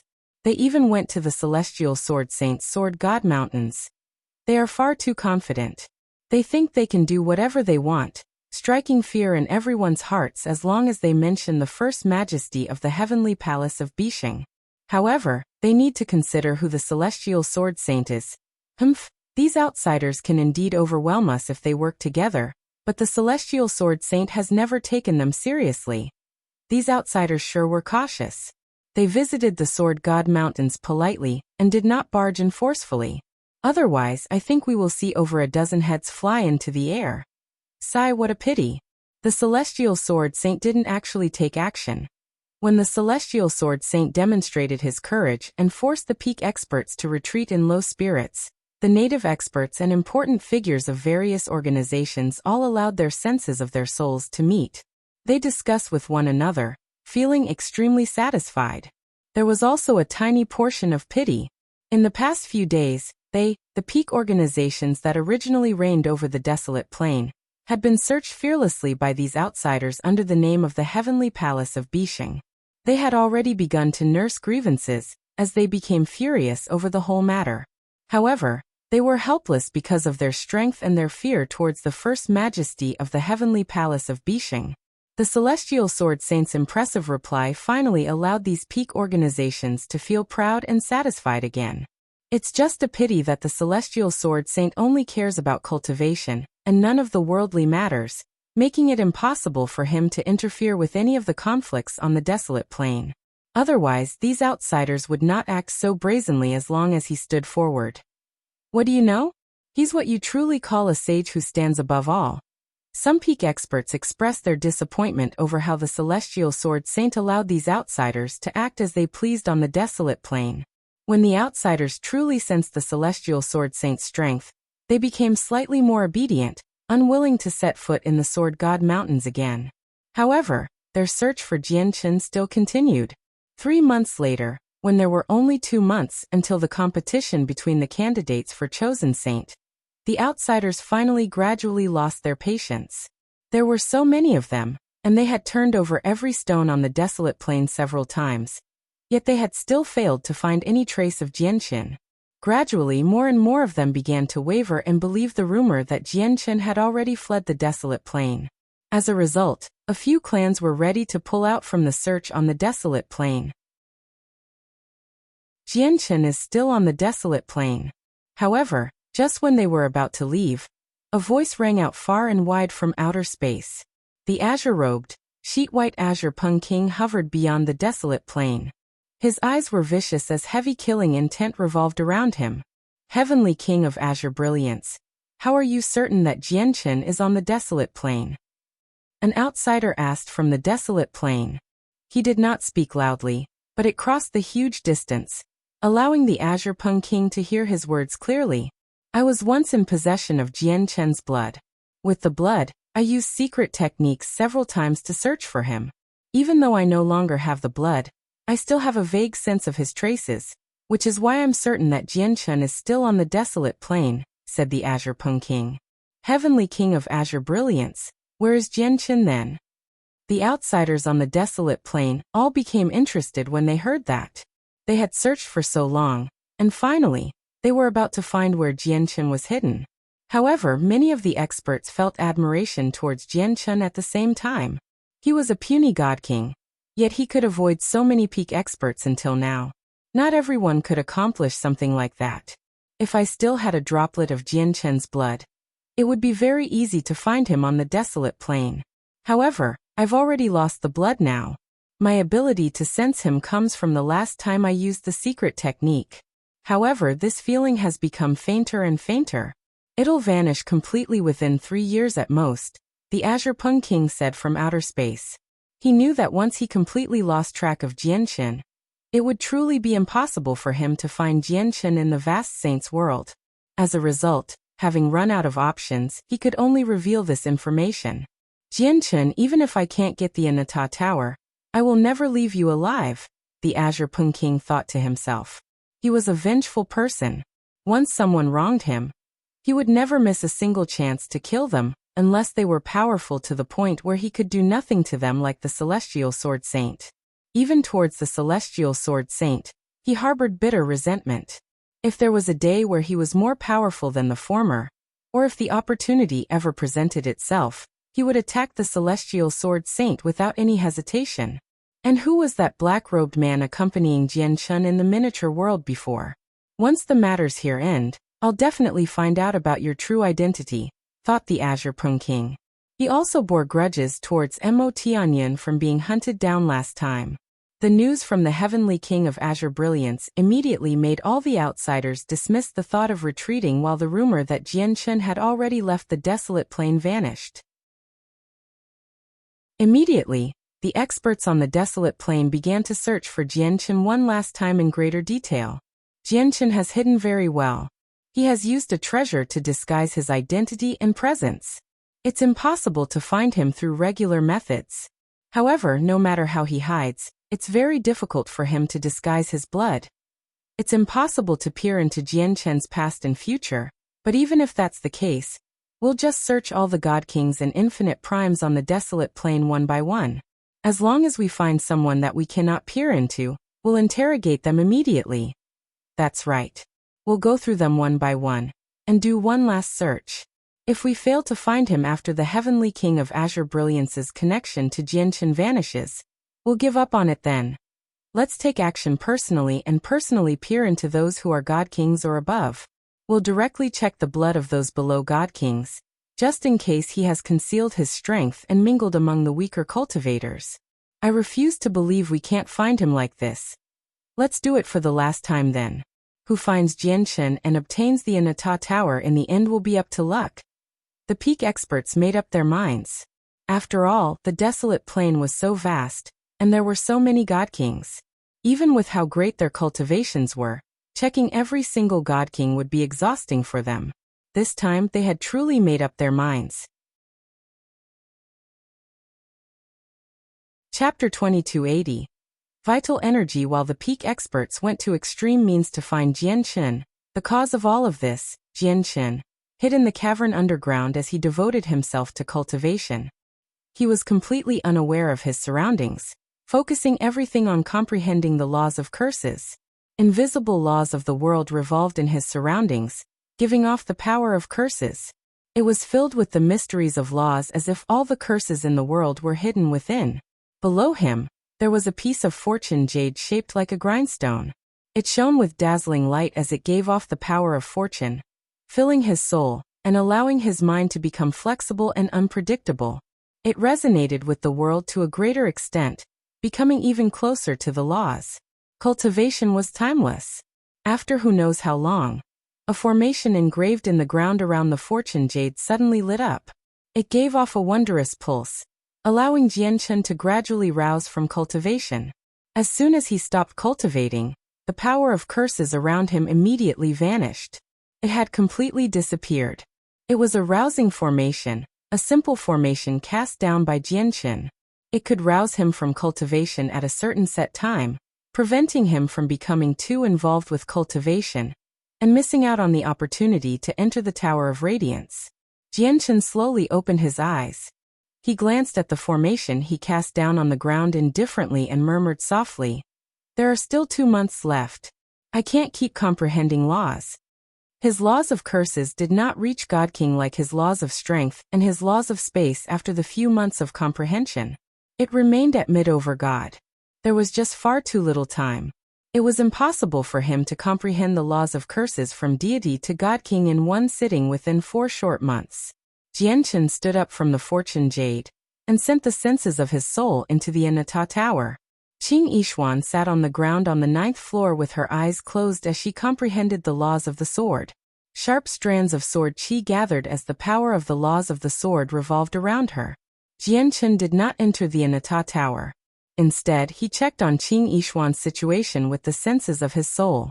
He silently observed Qing Yishuan, who had become unaware of her surroundings, and could not help but think about the sudden agitation he experienced when he first began comprehending the laws. Immediately, the light in his eyes flickered with uncertainty. He was no ordinary person but a powerful God King who had grasped a portion of the truths of the world, having comprehended multiple laws. More importantly, he was a powerful cultivator who could kill infinite primes. He would never experience any feelings for no reason, so he was certain that something bad had happened. However, he was unable to find the source no matter how hard he searched or thought about it. As a result, he could only bury the matter in his heart.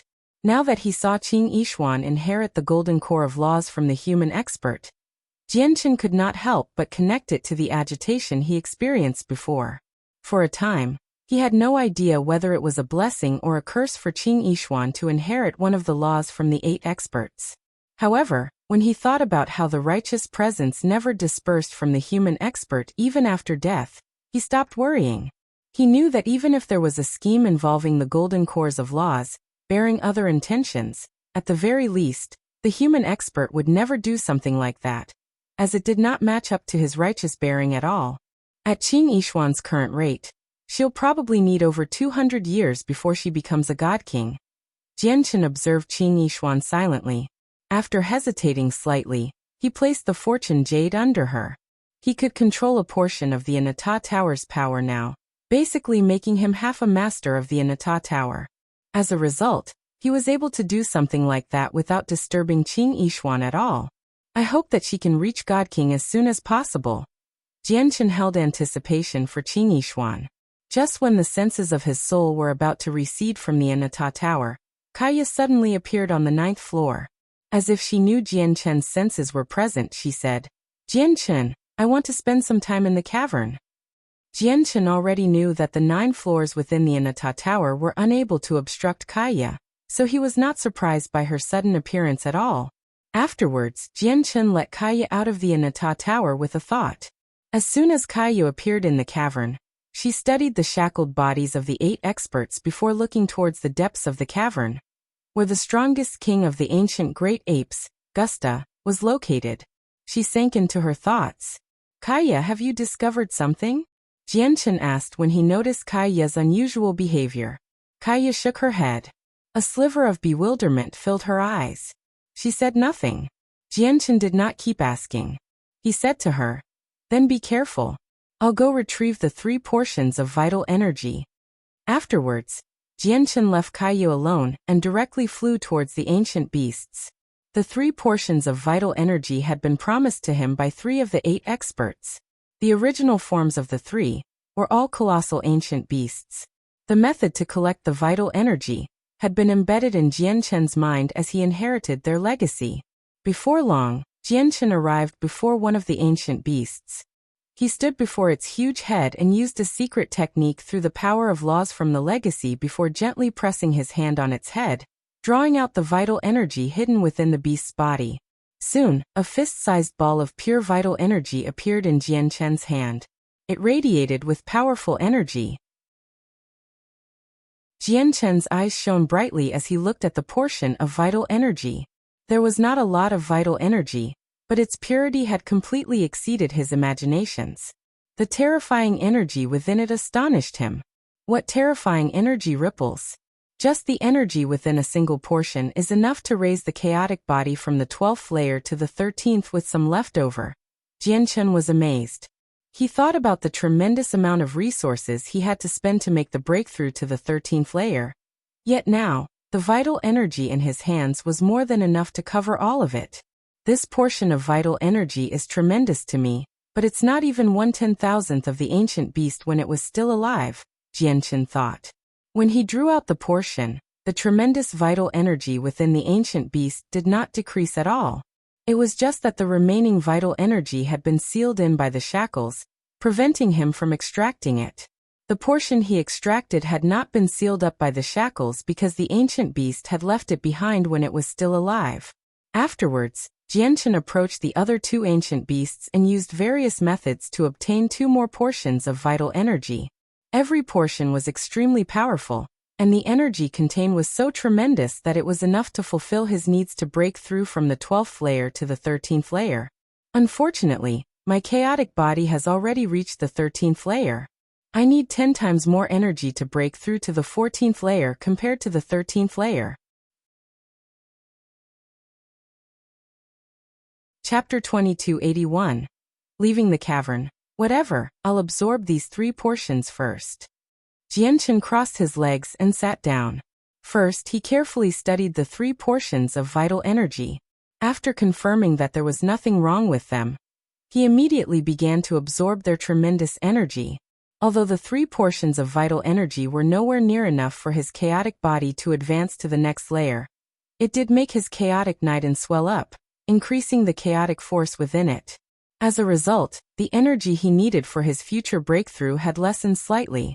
Jianchen had already reached the major achievement of the chaotic body, so he both absorbed and refined energy at an extremely fast speed. One of the portions of vital energy in his hand decreased at a visible rate.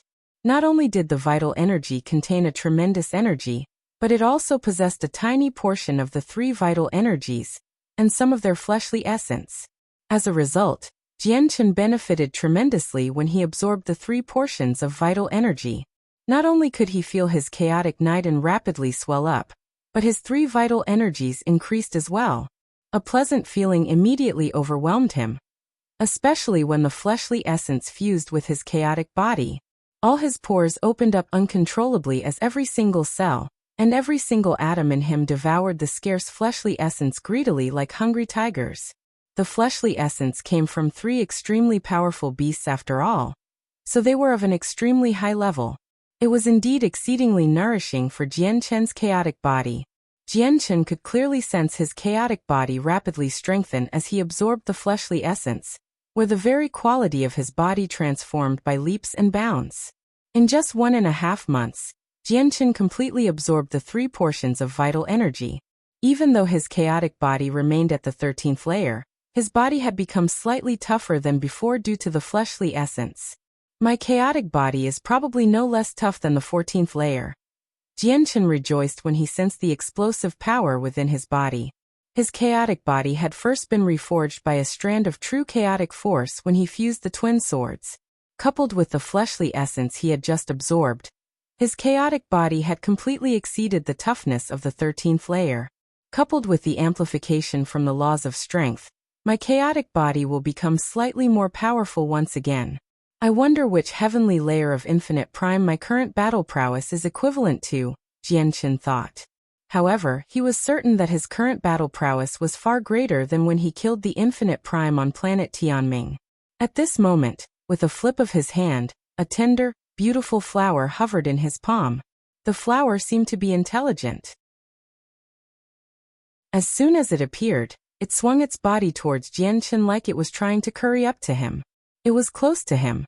This was the immortal devouring orchid that Jian Chen had obtained from the Neptunian Divine Palace. He had learnt from the sword spirits that the immortal devouring orchid was extremely renowned in the saints' world, and it specialized in devouring the bodies of immortals. Its growth rate was extremely astonishing. However, the immortal devouring flower was just too weak right now, while Jian Chen's opponents were either Godkings or primordial realm experts. As a result, the immortal devouring flower could not eat their corpses, so its growth was rather gradual. However, even with that being the case, it had reached the origin realm after ingesting some of Jian Chen's chaotic blood. I'll bestow a droplet of my essence blood to you. Hopefully you can become a deity soon. Once you become a deity, you should be able to absorb the blood of Godkings slowly. There are 2 Godking corpses in the Divine Hall waiting for you. Once you're powerful enough, there will even be the corpse of an infinite prime. Jian Chen dripped a droplet of essence blood onto the immortal devouring orchid. Due to the impressive comments from the sword spirits, Jian Chen held high expectations towards the immortal devouring orchid's future. He would spare no effort to nurture it. The immortal devouring orchid seemed to be able to understand Jian Chen. After receiving the droplet of essence blood, it furled up happily and began absorbing the energy. Although Jian Chen's blood was far more powerful than the blood of Godkings, his blood was unable to harm the orchid at all because he had purposefully controlled it, and the orchid had already accepted him as its master. The orchid was able to absorb it smoothly. Jian Chen stowed the orchid away and went to find Kaya in the cavern. He saw her seated on the ground as she stared into the depths in a daze. Jian Chen, are you about to leave? Kaya looked over and asked Jian Chen. Jian Chen nodded and said, the competition between the candidates for the position of chosen saint is about to start. I must head back. Kaya looked at the depths of the cavern and said gently, the vital energy there hides a very terrifying energy. If you can obtain this energy, you will benefit tremendously. Jian Chen immediately looked towards the pool of blood that nourished Gusta's body. He sighed gently. Indeed, but approaching that place is very difficult. When he reached there, he thought of something. Let me try with the Anata Tower. Kaya, for the sake of your safety, enter the tower with me. Kaya nodded. She had no objections. Afterwards, the 2 of them entered the Anata Tower, and Jian Chen piloted the tower to approach the pool of blood carefully. When he arrived within 100 kilometers of the pool of blood, it began to surge violently again, as if a serpent was stirring up the entire place. Powerful vital energy erupted and shot over. Immediately, space trembled as the chains danced. It seemed like a terrifying storm was being charged up. It was extremely powerful and frightening. The vital energy was just too powerful. The further he advanced, the greater the impact he received. It was truly devastating, where even primordial realm experts dared not venture far in. However, no matter how ferocious it became, it could not stop the Anata Tower. Under Jian Chen's control, the Anata Tower endured the incoming vital energy, tottering along the way as it rapidly advanced through the violent storm. Jian Chen's eyes gradually began to shine as he watched the Anata Tower inch forwards. However, when the Anata Tower reached 3 kilometers away from the pool of blood, a powerful barrier suddenly rose up in the end. No matter what Jian Chen did with the Anata Tower, he was unable to charge through the barrier. He had been blocked outside. It doesn't work. I can't approach it at all. Jian Chen sighed gently and in pity from within the Anata Tower. He could sense that the barrier had been cast down by extremely terrifying experts. And it was probably the handiwork of the other 2 kings of the ancient great apes. Jian Chen, I want to stay here a little longer, Kaya said from beside Jian Chen. Jian Chen glanced at Kaya with a strange expression, but he nodded in agreement right afterwards. He did not say anything else. After all, this was Kaya's freedom. He had no reason to say no. Moreover, this underground cavern was extremely well hidden. It would be extremely safe if Kaya remained here. Kaya, you have to be careful.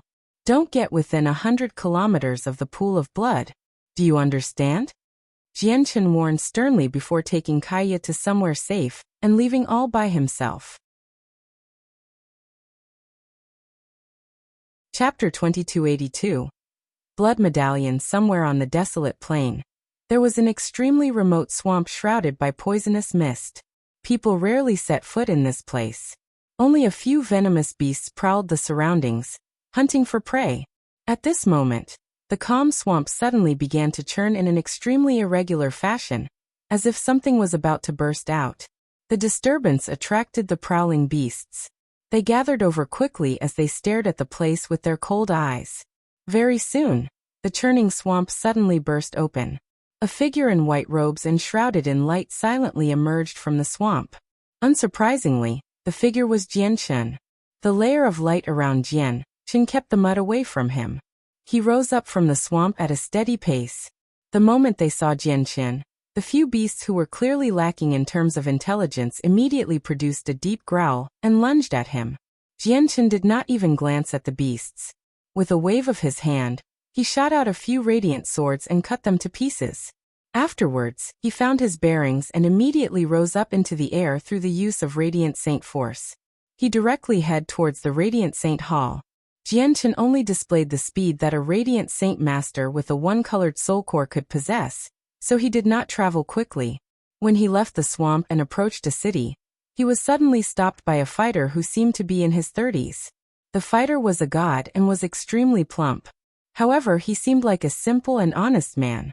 His appearance gave off a rather foolish vibe. Stop. Please show your blood medallion, the man said with a soft, muffled voice. Jian Chen frowned when he heard that. He had remained underground for about 2 years, so he had no clue at all regarding what had happened in the outside world. He had no idea what this blood medallion was at all. Before Jian Chen said anything, another middle-aged man flew over from the distance. The middle-aged man was dressed exactly the same as the plump man, clearly originating from the same organization. The middle-aged man arrived beside the plump man and smacked the back of his head. He said, "You idiot! You might not recognize the attire of the Radiant Saint Hall, but you should recognize Radiant Saint Force at the very least. The blood medallions of disciples from the Radiant Saint Hall will obviously be checked by people with greater status. What are you taking part for?" Afterwards, the middle-aged man clasped his hand towards Jian Chen amiably, paying no attention to Jian Chen's one-colored soul core at all. He said, "Little brother, my junior is rather slow. I hope that you can forgive the offense he has caused just then." Jian Chen smiled indifferently. After exchanging pleasantries with the middle-aged man, he asked, "Senior, may I ask what this blood medallion is about?" Seeing how friendly the disciple of the Radiant Saint Hall behaved, without putting on any of the haughtiness that belonged to a disciple of a peak sect, the middle-aged man immediately gained a great impression of Jian Chen. However, Jian Chen's question had surprised him. "You actually don't know about the blood medallion, little brother?" The middle-aged man stared at Jianchen strangely. I have been cultivating in seclusion in the wilderness for 2 years. I haven't been paying attention to the matters of the world around me, so I have no idea what happened during that time, Jianchen said. Is that the case? The middle-aged man came to a realization before explaining with great patience. This blood medallion has actually only appeared recently as well. It's something that the peak experts of the Desolate Plain have been distributing with the many peak organizations. They've ordered all people on the Desolate Plain, regardless of cultivation, where even ordinary mortal who had never cultivated before are included, to have their blood tested with a wondrous treasure. Afterwards, all of them will receive a blood medallion. Only with the blood medallion will they be able to move about on the Desolate Plain freely. What if someone doesn't have a blood medallion? Jianchen asked with a frown. They will obviously be captured and forcefully tested, said the middle-aged man. Afterwards, he smiled resplendently and said to Jianchen, "Of course, you're a disciple of a peak sect. Disciples of smaller sects like us would never dare to offend you. However, there are a few envoys from other peak sects who handle this matter especially. Look, this is a blood medallion. It's made from a special material. Every single blood medallion has an imprint of our life, so it cannot be forged." The middle-aged man was extremely polite to Jianchen. He told him everything he knew and even took the initiative to show his own blood medallion to Jianchen. Jianchen studied the blood medallion in the middle-aged man's hands, and asked no more. He thanked him before leaving. "Protector Zhou, he's only a weak disciple. Why were you so polite to him?" The plump man asked in confusion after Jianchen had left. The middle-aged man referred to as Protector Zhou smacked the plump man's forehead with his knuckles again as he said in frustration, "You idiot. He's no ordinary disciple.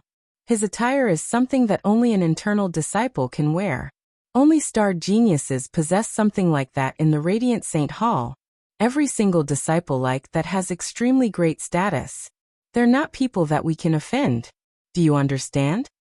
However, Jianchen's face immediately sank after he left. He perfectly understood that this so-called blood medallion was something the peak experts had come up with just to find him. It had to be mentioned that the blood medallion had caused Jianchen quite the headache. Even though he could hide the energy within his blood from people like Godkings, he was unable to hide the actual level of his blood no matter what. This was because even when the blood of Godkings possessed no energy at all, it still differed drastically from the blood of cultivators at lower levels. Let alone through a certain type of treasure, a few experts with great cultivations could even see through it with a single glance. It could be said that once he had his blood tested, his disguise as a Radiant Saint Master would immediately fall apart. "I need to enter the Tower of Radiance as soon as possible. I can only get what I want from there. It won't matter even if my disguise falls apart by then," thought Jianchen. Time was getting tighter and tighter. He really did not have much of it left. Afterwards, Jianchen sped up. He used the teleportation formation in the nearby city, and finally returned to the Radiant Saint Hall, after several teleportations. During this time, he frequently saw many people check the blood medallions of every single person in each city. However, his identity as a disciple of the Radiant Saint Hall had saved him quite a lot of trouble. None of the people checking for blood medallions dared to stop him. The current Radiant Saint Hall had changed slightly compared to when Jianchen had left. What stood out the most was that quite a large square had been erected near the Foreign Affairs Hall, where the words "blood test" were written nearby. Many Radiant Saint Masters gathered on the square, having their blood tested in an orderly manner. There were many Radiant Saint Masters among them who held a thumb-sized blood medallion. They studied it curiously. However, compared to outside, the blood test in the Radiant Saint Hall was clearly much more casual. It was not as strict.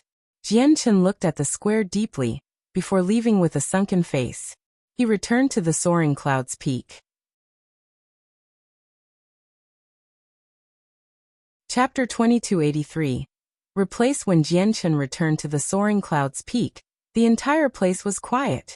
With his sharp senses, he discovered that both Shuofeng and Han Xian were not on the Soaring Clouds Peak. He glanced into the distance, and discovered that many Radiant Saint Masters of various cultivation levels were flying directly towards the sky-gazing peak from the other peaks. Jianchen immediately stopped a Radiant Saint Master with a one-colored soul core, and asked what was happening. The Radiant Saint Master Jianchen stopped was a young woman. She immediately looked at Jianchen with an extremely strange gaze after hearing Jianchen's question. Oh? You don't know? The Lord of the Soaring Clouds Peak and the Lord of the Snowfall Peak are fighting on the Sky-Gazing Peak. I heard they're fighting for a position as one of the 9 retainers or something. A gleam of light flashed through Jianchen's eyes. He clasped his fist at the young lady and no longer remained there for any longer. A pair of radiant wings appeared on his back as he hurried off to the Sky-Gazing Peak as quickly as he could. Jianchen unleashed his full speed along the way. He constantly overtook Radiant Saint Masters with 3-colored soul cores, causing many of them to look over. Who is he? He only seems to have a 1-colored soul core, but how is he able to move so astonishingly fast? He can actually use the radiant wings to such a level. Does he really have a 1-colored soul core?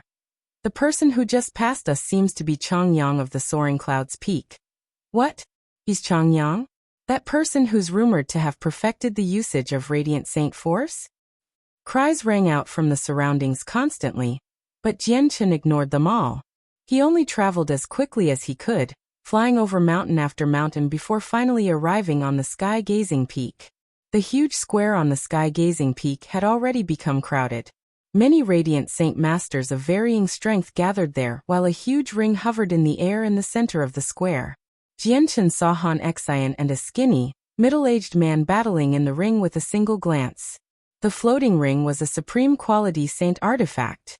Its surroundings were protected by a powerful barrier, enough to easily endure a battle between late god kings. At this moment, Han Xian and the Lord of the Snowfall Peak's battle had already reached a great intensity.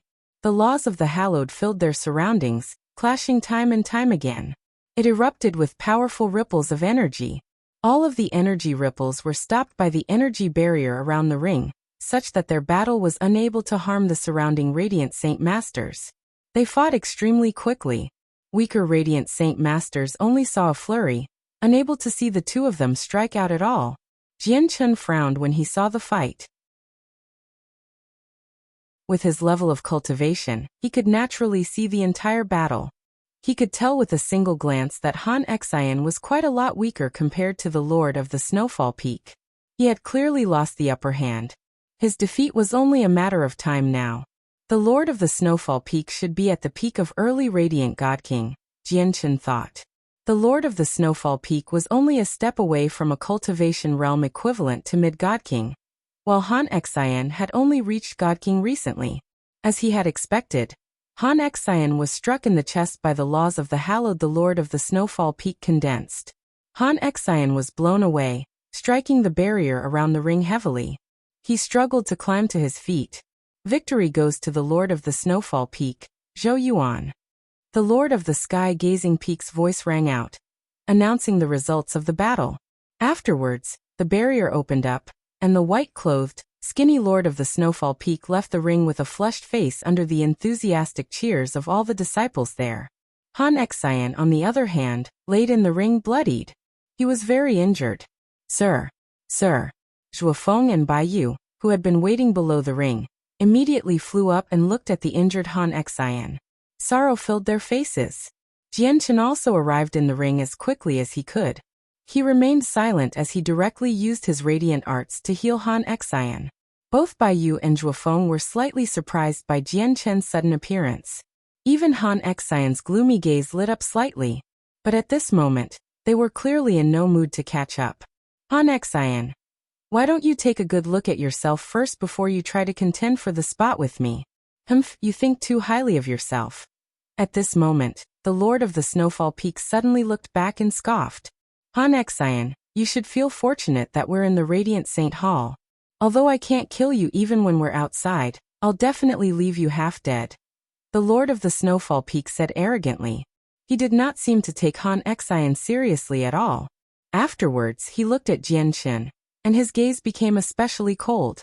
Although this was the first time he had seen Jianchen, how was it possible for him to not know the person behind his second disciple's injuries?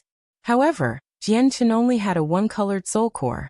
He was no different from an ant in his eyes, so with his status he would never lower himself to talk to Jianqin. Just when the Lord of the Snowfall Peak was about to look away, Jianqin just happened to gaze over. They made eye contact. However, the eye contact made the Peak Lord's heart suddenly lurch as he felt an ill omen. But afterwards, the Peak Lord laughed at himself. He thought, "What's up with me? Have I been frightened by a low-level disciple with only a one-colored soul core?" The Peak Lord did not pay too much attention to it. He left under the gazes of admiration from the many disciples. Han Xian had already been escorted back to the Soaring Clouds Peak by Jianqin, Baiyu, and Zhuofeng. At this moment, Han Xian sat in his small wooden hut at the top of the Soaring Clouds Peak as he healed with Radiant Saint Force. "Junior sister, what is wrong? Why was teacher fighting with the Lord of the Snowfallen Peak?" Jianqin asked Baiyu softly from outside the wooden hut. Baiyu looked at the wooden hut and said with a heavy heart, "It's all because of the position as one of the 9 retainers for a chosen saint candidate." Among the 5 candidates, Donglin Yanxue was still missing a retainer, so teacher and the Lord of the Snowfall Peak's fight was to decide who would take up the role as the final retainer for Donglin Yanxue. Jianqin frowned when he heard that. He suddenly felt an ill omen. Strange. Isn't the chosen saint the only who can choose retainers? I heard that due to some things that happened in the last 2 competitions, all 5 candidates this time seem to have the right to choose 9 retainers. It has something to do with the first trial, said Baiyu. In other words, Donglin Yanshue's 9 candidates have already been confirmed? Jianqin asked. That's right. I heard from my master that aside from the Lord of the Snowfall Peak, the other 8 retainers for Donglin Yanxue all have mid-7 colored soul cores, said Baiyu. The master she spoke about was clearly the elder who had taken her away from the Soaring Clouds Peak. Jianqin's face did not change at all from that, but his heart had already sunken. Raging fury built up within him.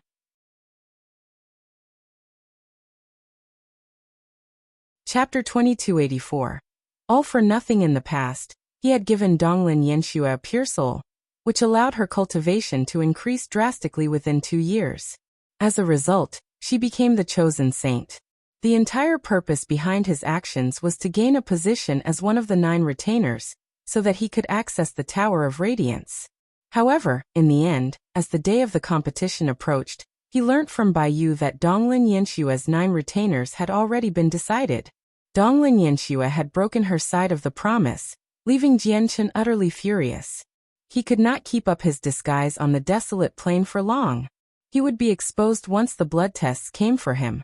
Although the blood tests were not as strict in the Radiant Saint Hall compared to the outside world, he knew that all the disciples of the Radiant Saint Hall would eventually be forced to take the blood tests. As a result, he was truly running out of time. If he could not enter the Tower of Radiance as one of Donglin Yanshue's 9 retainers, he might lose the chance to enter the Tower of Radiance forever. Donglin Yanxue has been making extremely rapid progress among the 5 candidates. I heard teachers say that Donglin Yanxue went from an early 4-colored soul core to the peak of the 4-colored soul core in 2 or 3 years. She's only a step away from the 5-colored soul core. Although the 4 other candidates have been making great progress as well, none of them have reached the peak of the 4-colored soul core. As a result, Donglin Yanxue has gone from being the weakest to the strongest out of the 5 candidates. Moreover, I heard from Master that her grasp and control over Radiant Saint Force has skyrocketed over the past 2 years. She has become even more skilled. There's at least a 70% chance that she'll become the chosen saint. Baiyu looked at Jianqin and said with hidden meaning. She knew about Donglin Yanxue spending half a month in Jianqin's dwelling. Jianqin listened to Baiyu talk about Donglin Yanshue's transformation over the past 2 years. Finally, he could not hold himself back anymore. He reminded Baiyu to look after Han Xian before immediately leaving the Soaring Clouds Peak. He condensed a pair of radiant wings and shot towards the Myriad Flowers Peak with lightning speed. There was less than a week until the competition between the candidates began. As a result, Jianqin was able to hear all the Radiant Saint Masters discuss the matter everywhere thanks to his superior senses. Donglin Yanshue's rapid cultivation advancement was no secret. The news had already spread far and wide, so Jianqin heard many discussions about her. All sorts of versions to this story appeared. However, a small portion of people believed that Donglin Yenshua's improvement over the past 2 years was directly related to Chang Yang of the Soaring Clouds Peak. No way. Chang Yang only has a one-colored soul core, and it's said that he's a 1-star genius. How can he assist a 9-star genius with a 4-colored soul core like Donglin Yanshua? Naturally, more people snorted in response. These discussions either came from small groups of Radiant Saint Masters conversing quietly as they traveled through the air, or from the nearby mountains. Jianchen missed none of it with his superior senses. Jianchen remained silently along the way. With his speed at the one-colored soul core, he finally arrived on the Myriad Flowers Peak a few hours later. Right after Jianchen set foot on the mountain, he spread out his senses and enveloped the entire place. The Lord of the Myriad Flowers Peak was also an expert equivalent to a mid-Godking. Hence, Jianchen did not dare to use the senses of his soul, just in case the Peak Lord could sense it. However, it was impossible for her to discover his normal senses. However, Jianchen's face sank very soon. Donglin Yanshua was not on the Myriad Flowers Peak. Isn't that Chang Yang of the Soaring Clouds Peak? It really is him. I heard that Senior Donglin Yanshua journeyed quite the distance to go to the Soaring Clouds Peak to look for him. She even stayed in his dwelling for half a month. So he's Chang Yang. His appearance isn't impressive at all. His cultivation is nothing special, and it's said that he has no background. I really don't know why this person caught Senior Yanshua's eyes. Don't blabber. How can he catch Senior Yanshua's eyes? It's said that Senior Yanshua only went to find him last time to exchange their experiences on cultivation. The majority of the disciples on the Myriad Flowers Peak were female. Presently, there were a few male disciples from other peaks among them. Immediately, many of the women discovered Jianchen's arrival. They all cast curious gazes over as they discussed softly in the distance. Jianchen did not stick around. He turned around and left the Myriad Flowers Peak, returning to the Soaring Clouds Peak. Since Donglin Yanshua was not on the Myriad Flowers Peak, she would definitely be in the Sacred Hall. However, Jianchen could set foot in there with his current status. Several hours later, Jianchen returned to the Soaring Clouds Peak. He did not go to the mountain peak. Instead, he sat on a black rock outside his dwelling quietly. He stared at the misty mountains in a daze. Do I really have to expose the fact that I've comprehended the laws of the hallowed already? At this moment, Jianchen felt conflicted. With Donglin Yanshua going back on her word, he was now stuck between a rock and a hard place. He had no idea how to proceed. Was he supposed to give up on the chance to enter the Tower of Radiance and travel away from this place, away from the desolate plain? Alternatively, did he have to expose the secret of him comprehending the laws of the hallowed with a one-colored soul core, becoming the only genius with such an achievement in the past 1,000,000 years? He would immediately become the chosen saint if he chose the latter. He was reluctant to leave. However, if he revealed his talent, he would immediately become the center of attention. This would increase the chance of him getting exposed. After all, once he became the chosen saint, the leader of the Radiant Saint Hall would definitely thoroughly investigate his past, or even directly peer into his past and future. Just as Jianchen faced this dilemma, a figure surrounded by light arrived on the Soaring Clouds Peak. Jianchen's eyes suddenly narrowed when this person arrived. He was surprised. Even though the person was shrouded by light that obscured her appearance, Jianchen could tell from a single glance that she was Donglin Yanshua. "We'll talk in your dwelling," Donglin Yanshua said to Jianchen secretly before directly flying into his dwelling. A gleam of light flickered through Jianchen's eyes. He returned to his simple dwelling silently, and immediately cast a formation at the entrance. When Donglin Yanshua saw Jianchen cast such an unimpressive formation, she frowned slightly. With a wave of her hand, she tossed out a formation disc and set up an even more powerful formation. Afterwards, she dispersed the light and revealed her face. "I get notice wherever I go now, so I had no choice but to do this," Donglin Yanshua said to Jianchen helplessly. Jianchen remained indifferent. He stared at Donglin Yanshua's pretty face closely and said coldly, "You didn't keep your word." Donglin Yanshua became apologetic and replied, "I know, but this matter has already left my control. I no longer have the power to choose the 9 retainers. I'm extremely sorry about this. Donglin Yanxue was ashamed.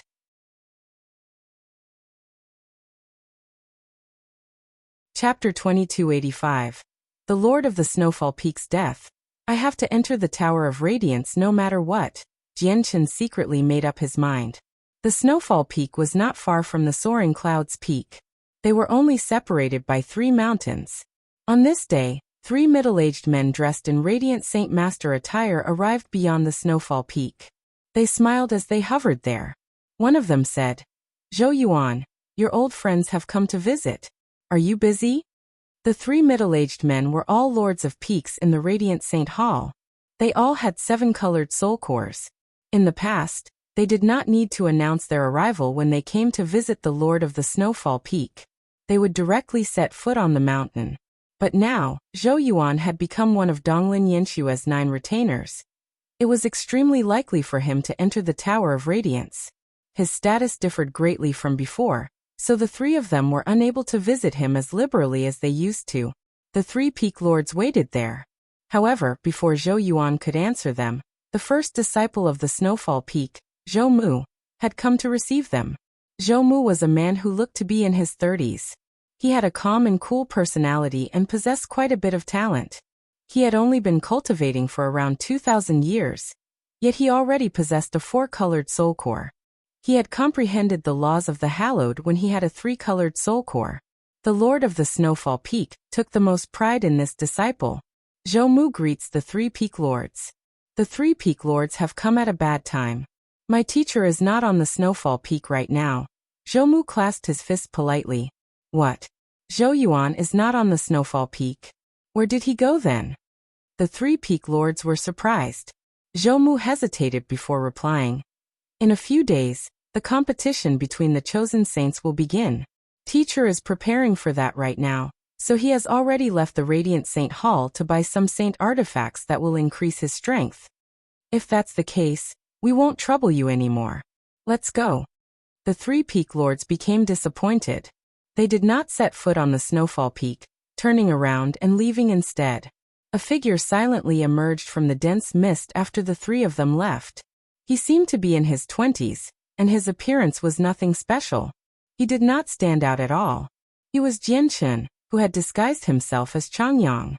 The Lord of the Snowfall Peak has actually left the Radiant Saint Hall.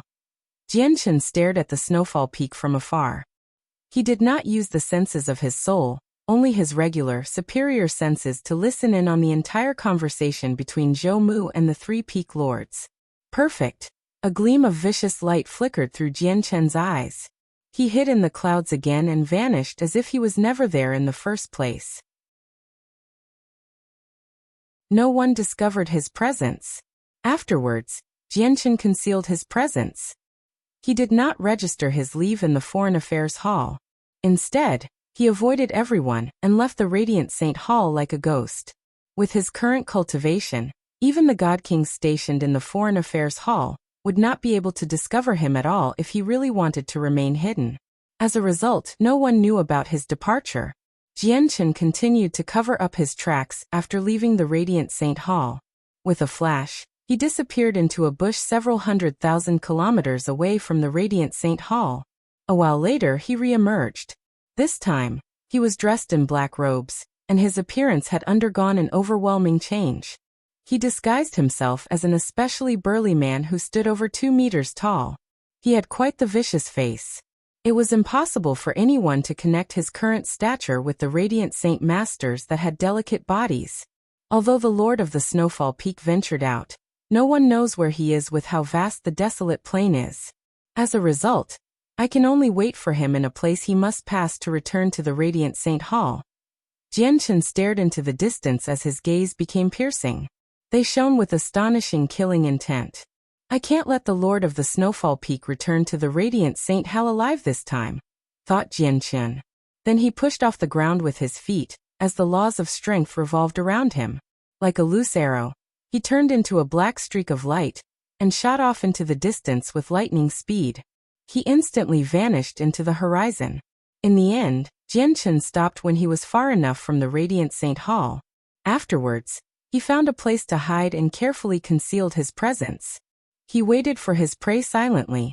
Zhou Yuan had to pass this place to return to the Radiant Saint Hall. Regardless of where he went, he would definitely come here once he wanted to return to the Radiant Saint Hall.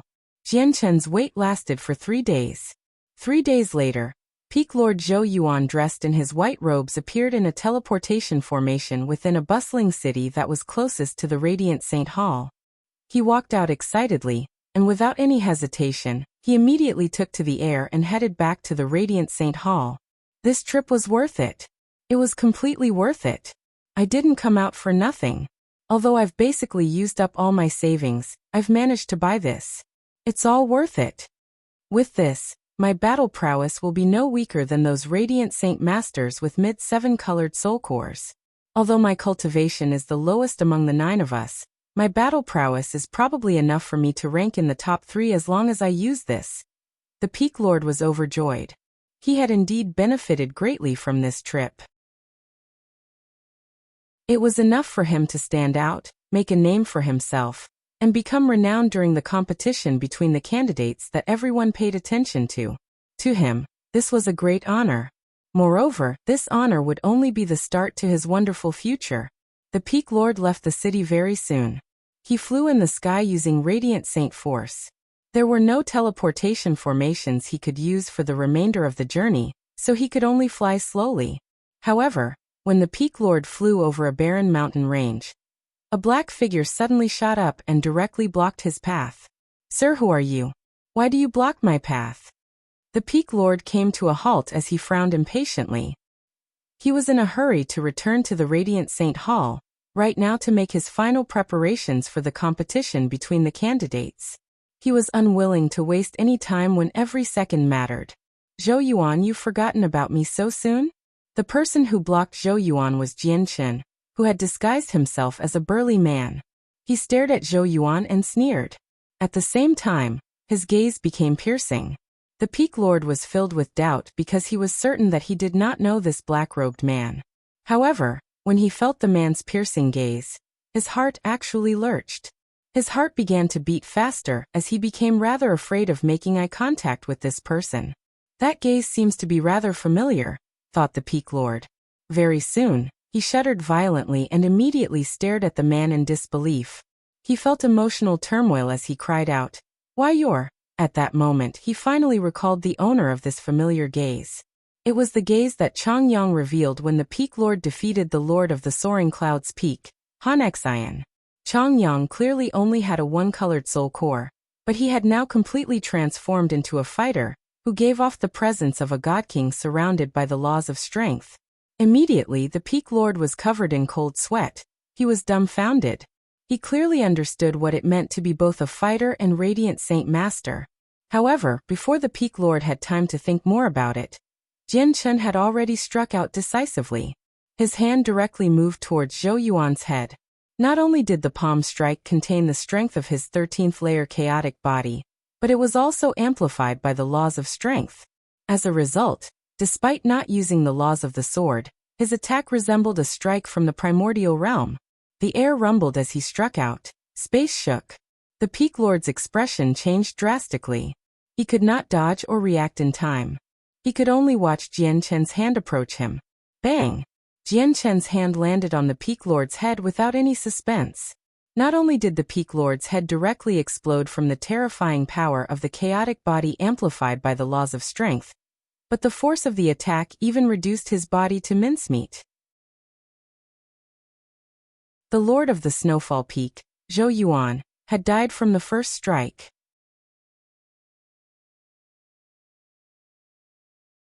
Chapter 2286. Vice Leader Xianzhan 1. After killing the Lord of the Snowfall Peak, Jianchen did not stick around. He turned around and left. He did not touch any of Zhou Yuan's belongings, as he was afraid of leaving behind clues that could be traced back to him. Afterwards, Jianchen disguised himself as Radiant Saint Master Chang again in an obscure location. He made his way around the Foreign Affairs Hall, and returned to the Soaring Clouds Peak with an extremely low profile. The Radiant Saint Hall learnt of Zhou Yuan's death very soon. Right when Jianchen returned to the Soaring Clouds Peak, 3 elders and several violet-robed guards left the Radiant Saint Hall that stood above the clouds in an aggressive manner. They reached the location where the Lord of the Snowfall Peak had died very soon. The faces of the 3 elders sank the moment they saw the crushed corpse. Their faces became extremely ugly. Zhou Yuan had died in a place where he had to pass through to return to the Radiant Saint Hall. This was placed close to the Radiant Saint Hall. Yet someone was bold enough to kill a peak lord here. This matter was basically a slap of naked provocation to the Radiant Saint Hall in the eyes of the 3 elders. Look around. We have to get to the bottom of this. We can't spare Zhou Yuan's murderer. How dare he kill a lord of a peak? This person isn't taking us seriously at all. Immediately ask guest elder Mu Tian to come over. Get him to turn back time here. We need to know everything that happened. The 3 elders were furious. They did not care about Zhou Yuan's life. They only cared about the dignity of the Radiant Saint Hall. He was a peak lord. Yet he had been mercilessly slain along the path back to the Radiant Saint Hall. If they did not look into this matter properly, and failed to capture the murderer, it would damage the name of the Radiant Saint Hall. Very soon, a gray-robed old man was brought over under the lead of several violet-robed guards. He was Mu Tian. He was not a Radiant Saint Master but a fighter. He was an infinite prime that held a guest position in the Radiant Saint Hall, enjoying a status similar to the elders of the Radiant Saint Hall. Mu Tian immediately used a secret technique to turn back time to reveal the events that had occurred. Very soon, the Peak Lord's death at Jian Chen's hands was displayed clearly. However, the eyes of the elders and Mu Tian narrowed slightly when they saw the Peak Lord perish from a single palm strike. This person is very powerful. He probably has a foot planted in the primordial realm. It's quite tough for me to turn back time, Mu Tian said emotionlessly. Looks like the black-robed man had grievances with Zhou Yuan. The Peak Lord's death is related to revenge. It doesn't matter why Zhou Yuan died. He's still a Peak Lord from our Radiant Saint Hall. We must get to the bottom of his death, record his appearance and immediately set up a bounty for him. The 3 elders ordered the setting of a bounty without any hesitation. Very soon, the bounty was set up, and the search for Zhou Yuan's murderer began throughout the entire desolate plain. At the same time, their investigation into the black-robed man began. The Radiant Saint Hall was a peak organization of the desolate plain after all. The more powerful an organization was, the more they cared about their image. The death of a peak lord along the path back to the Radiant Saint Hall had basically crossed their bottom line. The Radiant Saint Hall would never drop the matter. Meanwhile, the white-robed Donglin Yanxue was sitting on a bed within the Radiant Saint Hall, as she rested with her eyes closed. There were only 3 days until the competition between the candidates. She needed to adjust herself to her peak condition, so that she could contend for the position she had longed for with all her might. At this moment, the door was opened, and a graceful woman walked in. Despite looking middle-aged, she was still charming. Her skin was white and filled with a mature sense of beauty. Greetings to Master. Donglin Yanxue immediately got off her bed and bowed politely when she saw the middle-aged woman. The middle-aged woman was Donglin Yanshue's master in the Radiant Saint Hall. She was also one of the elders. Her name was Mu Shui. Mu Shui nodded. She looked at Donglin Yanxue gently and said, Yanxue, I've come to tell you something. The Lord of the Snowfall Peak, Zhou Yuan, one of your 9 retainers, has died outside. You now have a missing retainer spot, and someone new will be chosen soon. The Lord of the Snowfall Peak is dead? A strange light flickered through Donglin Yanshue's beautiful eyes immediately. That's right. He's dead, and he died on his way back to the Radiant Saint Hall. The person who killed him sure is bold, daring to take action right outside the Radiant Saint Hall, said Mu Shui. Master, do you know who the murderer is? The Peak Lord is one of my retainers after all. I can't distance myself from his murder at a time like this, Donglin Yanxue said. We have the appearance of the murderer. It's in this crystal. However, you're far too weak right now, so you can't avenge Zhou Yuan. That's because the murderer is very powerful. I think only the elders of the Radiant Saint Hall can deal with him. Adjust your condition properly in the next 2 days. I'll choose your new retainer for you. Mu Shui left behind a crystal and was about to leave. Master, Can I choose this retainer instead? Donglin Yanxue immediately asked. Mu Shui stopped. She looked back at Donglin Yanxue and sighed gently. Are you thinking about giving the position to that disciple from the Soaring Clouds Peak? It's a pity that he's too weak. Master, I owe Changyang a huge favor. Just help me out this time, and let me return the favor. Otherwise, I'll always be in guilt. It'll affect my future cultivation. Donglin Yanxue pleaded painstakingly. Mu Shui sighed gently. She said with some helplessness, All right then, I'll listen to you. I'll do my best to persuade the other elders. In the end, it's not my decision to make. Jianchen sat in his dwelling on the Soaring Clouds Peak. The light in his eyes flickered as he sank into his thoughts. Although the Peak Lord's death has opened up a spot among the 9 retainers, Donglin Yanxue has said that she isn't completely confident about this matter. As a result, I can't place all my hopes on Donglin Yanxue. Looks like it's time for me to find Xianming, thought Jianchen. After making up his mind, he sent a sliver of the senses of his soul into the Anata Tower immediately.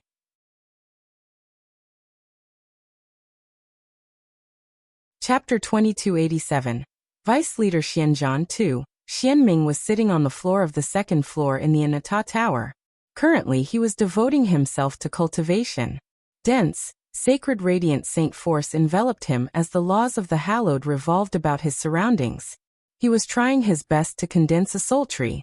This was because an extremely powerful demon threatened the lives of hallowed saint masters who reached peak radiant Godking. As a result, Xianming did not dare to leave this place unless he broke through. He did not dare to go outside and would prefer permanent restriction. As a result, only by breaking through and condensing a soul tree, reaching something akin to the primordial realm for fighters, would he recover his freedom. Xianming.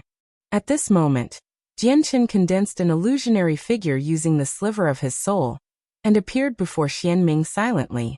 At this moment, he was forced to disturb Xianming's cultivation. He roused Xianming with a gentle call. Brother Jianchen. Haha, long time no see. Oh right, how's the situation outside right now? Have you avoided the Heavenly King of Azure Brilliance's pursuit? Have you made it onto the desolate plain? Xianming stopped cultivating and asked several questions immediately. In particular, his eyes lit up with undisguised eagerness when he mentioned the desolate plain. I'm already on the desolate plain, said Jianchen. Xianming's face immediately lit up when he heard that. He said in excitement, Really? You're already on the desolate plain? Fantastic, this is just fantastic. Oh right. Brother Jianchen, where are you on the desolate plain right now? See, can you? Xianming paused and began to hesitate. Jianchen smiled and said, Xianming, if there's anything you want to say, just say it. After hesitating for a while, Xianming gritted his teeth and clasped his fist at Jianchen before saying, Brother Jianchen, can you pay a visit to the Radiant Saint Hall, and tell my father I'm still alive and safe right now? After all, it has already been far too long since I left the desolate plain. I've cut off all contact with my father to avoid being discovered by the great demon for all these years. My father has no idea that I'm well right now.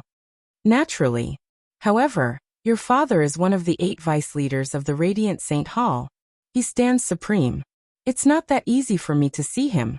Jianchen agreed without any hesitation. Xianming's request happened to align with his needs. That's easy. Xianming bit his finger to draw blood, and placed a droplet of it in a jade bottle before passing it to Jianchen. He said, Hallowed Saint Masters at my father's level are extremely sensitive to their bloodline. Jianchen, take this jade bottle, and open it near the Radiant Saint Hall. As long as my father is in the Radiant Saint Hall, he'll sense it. Jianchen stowed the bottle away. After some thought he said, Just this isn't enough. If your father misunderstands me and thinks that I obtained this droplet of blood through other means, I'll be in trouble. Then let me write a letter and tell my father that you, Jianchen, are my best friend. Xianming immediately took out a jade slip from his space ring, and began to engrave a message in there with the senses of his soul. Hold on. I'm using a different name on the desolate plain right now. Don't use the name Jianchen. Use Changyang instead. Also, don't mention any details about me to your father. You can't disclose the existence of this tower either. You must have sensed it. This tower can hide you from the heavenly secrets, so it is an item of great quality. If your father learns about it, who knows if he'll start targeting me, Jianchen warned sternly. He could not afford to be careless when handling this. Xianming thought Jianchen was still being hunted down by the Azure Peng King, so he guaranteed, Brother Jianchen, you do not need to worry at all. The Heavenly King of Azure Brilliance will not dare to take a single step onto the desolate plain. However, Xianming still followed Jianchen's request. After he finished writing, he passed the jade slip to Jianchen for him to check the contents. After all, he was hiding with Jianchen's assistance. He had to listen to Jianchen for everything. If he angered Jianchen, he might decide to not go to the Radiant Saint Hall to meet his father. Jianchen carefully checked the contents of the jade slip. After confirming several times that there was nothing wrong, he left the second floor with the jade bottle and the jade slip. He arrived on the 9th floor. Jianchen moved the droplet of blood to a jade bottle of higher quality on the 9th floor. No matter how long this blood stays in this bottle, it will be like it was just drawn. As a result, Xianming's father won't be able to tell when this blood was drawn and stored in the bottle, thought Jianchen. After arranging everything and ensuring that there were no problems, the sliver of his soul finally left the Anata Tower. Jianchen sat in his dwelling as he looked at the jade bottle. He hesitated slightly before opening the bottle cap. At the same time, two middle-aged men sat before each other within a well-decorated room of the Radiant Saint Hall. Xianzhan, who do you think will become chosen saint this time? One of the middle-aged men enjoyed the good alcohol leisurely as he asked in a casual tone. He was rather skinny, but his resolute face possessed a dignified presence of supremacy, much like a king. He just seemed to be naturally awe-inspiring. He was one of the 8 vice leaders of the Radiant Saint Hall Emohi. The middle-aged man referred to as Xianzhan seemed especially burly. Just his body alone seemed to possess terrifying amounts of power. His chiseled face seemed cold, and it was enough to cause people to shiver. His gaze was piercing as well. It was difficult to maintain eye contact with him. There was always worry, sometimes more, sometimes less, on his face. It was like something weighed on his heart permanently. Xianzhan was also one of the 8 vice leaders of the Radiant Saint Hall. He held great authority in the Radiant Saint Hall, making him an existence second to only the leader himself. I have no interest in that. It will be up to their luck as for who emerges victorious, Xianzhan said indifferently. Worry always lingered on his face. Emohi looked at Xianzhan and sighed gently. You're worrying about your treasured son again? Xianzhan said nothing.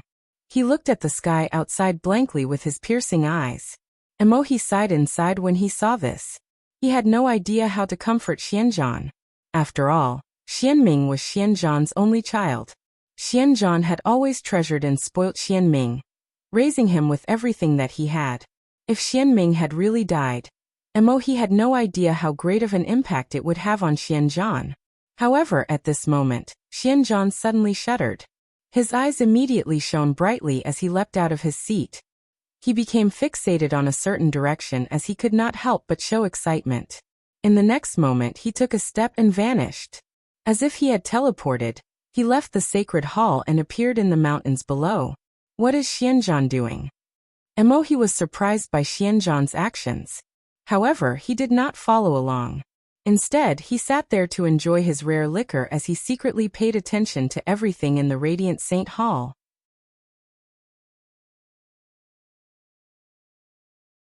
Chapter 2288. Visiting the sacred hall, Jianchen sat in his dwelling as he looked at the open bottle in his hands. He waited quietly. He knew that Xianming's father would be able to sense the blood of his child. However, this could only happen within a certain range. If he were too far away, even an expert like Xianming's father would lose the ability to do so. I hope Xianming's father is in the Radiant Saint Hall, Jianchen secretly pleaded. He truly required help from Xianming's father if he wanted to enter the Tower of Radiance successfully at a time like this. Every retainer of the 5 candidates had people supporting them from behind. If Jianchen did not find a backer, it would be impossible for him to get selected over the others. As a result, Jianchen had no choice but to gain the support of Xianzhan's father. At this moment, Jianchen suddenly sensed something. Right afterwards, he only saw a blur, and a white-robed, burly, chisel-faced, middle-aged man appeared before him silently. The middle-aged man had silently appeared like a ghost. The simple formations outside Jianchen's dwelling were completely useless before him. The middle-aged man was one of the 8 vice leaders, Xianzhan. As soon as Xianzhan arrived, his piercing eyes locked onto the jade bottle in Jianchen's hand. His cold, hardened face could not help but reveal a look of excitement. "Where did you get this droplet of blood from?" Xianzhan asked. He stared at Jianchen with a sword-like gaze. Immediately, Jianchen felt a piercing pain everywhere. Xianzhan's gaze was just too sharp. It actually caused Jianchen pain. Jianchen immediately became polite. He bowed towards Xianzhan and said, "Senior must be Xianming's father, right?" A gleam of light flashed through Xianzhan's eyes when he heard that. He called out, "You actually know about Ming? Tell me, where is Minger?" "Please do not become flustered, Senior. I have something that Xianming has asked for me to bring to Senior," said Jianchen before taking out the jade slip from Xianming. Undisguised joy covered Xianzhan's face when he heard that Xianming had left something for him. He snatched the jade slip from Jianchen's hands impatiently and immediately checked the contents. "Minger is still alive. He's still alive." Xianzhan viewed everything inside in a single moment. A smile that he had not shown for many years appeared on his cool face. He seemed to lighten up quite a lot then and there. Indeed, a heavy burden had finally been lifted from Xianzhan's heart after he learned that Xianming was still alive. He truly stopped worrying. "Where is Minger right now? And when did you meet him?" Xianzhan's gaze towards Jianchen immediately became amiable. This was because Xianming had clearly stated that Changyang was his friend, and had helped him in the past. Xianzhan would obviously treat the person who had assisted his son, and brought news of his son with a friendlier attitude. Xianming is in a very safe place. There is no need for him to worry about being discovered by the great demon he speaks of at all there. It's inconvenient for me to tell you where it is. However, I did meet Xianming roughly a few years ago, replied Jianchen. Xianming immediately became cautious and said, "I have been careless.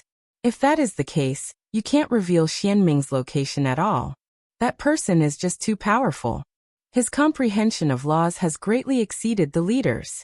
All the people at such a level possess exceptional abilities.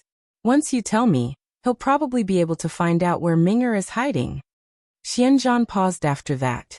He looked at Jianchen with brimming interest and said, "You're called Changyang, right?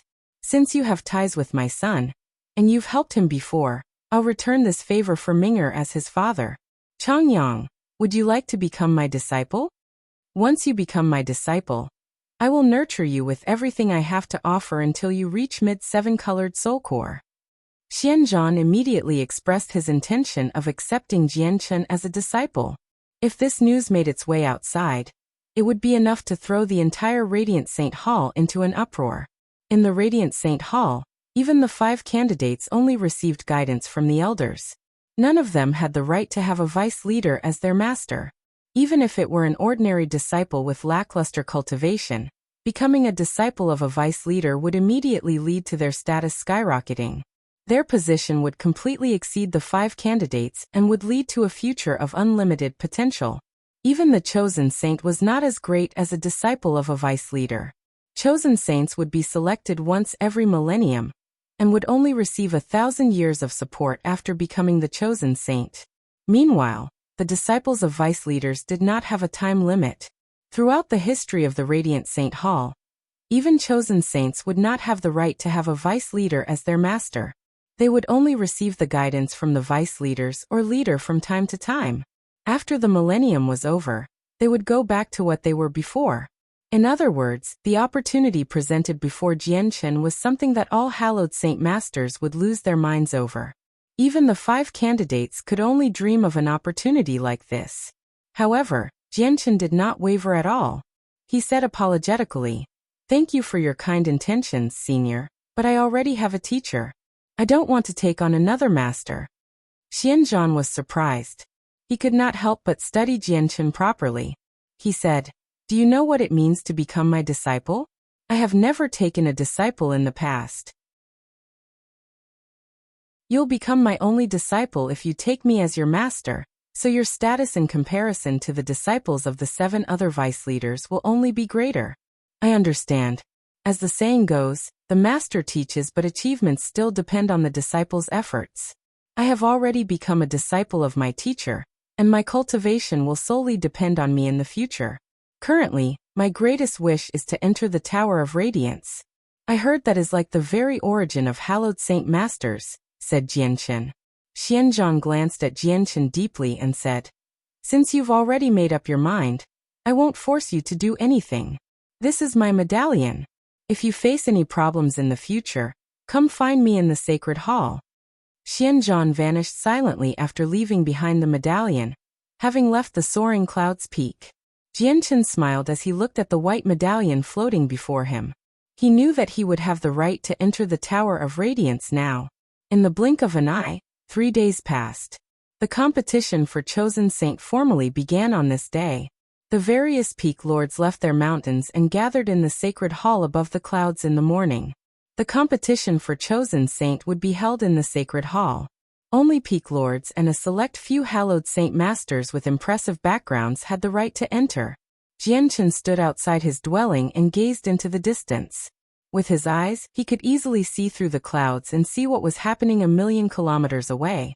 He clearly saw the various peak lords make their way over to the sacred hall at a steady pace while being surrounded by radiant saint force. Afterwards, light also permeated Jianchen's surroundings. He condensed a pair of radiant wings and flew towards the sacred hall. Stop! Who are you? How can you trespass the sacred hall? Before Jianchen had even approached the sacred hall, he was stopped by a group of violet-robed guard a certain distance away. The guards glared at Jianchen. Jianchen said nothing. With a flip of his hand, he took out Xianzhan's medallion. A vice leader's medallion. The expressions of the guards changed, and they cried out when they saw the medallion in Jianchen's hands. Their gazes towards Jianchen changed drastically as well. May I ask if I have the right to enter the sacred hall now? Jianchen asked leisurely as he held the medallion. Of course, of course. This way please, this way. The group of guards immediately became polite and said in a hurry.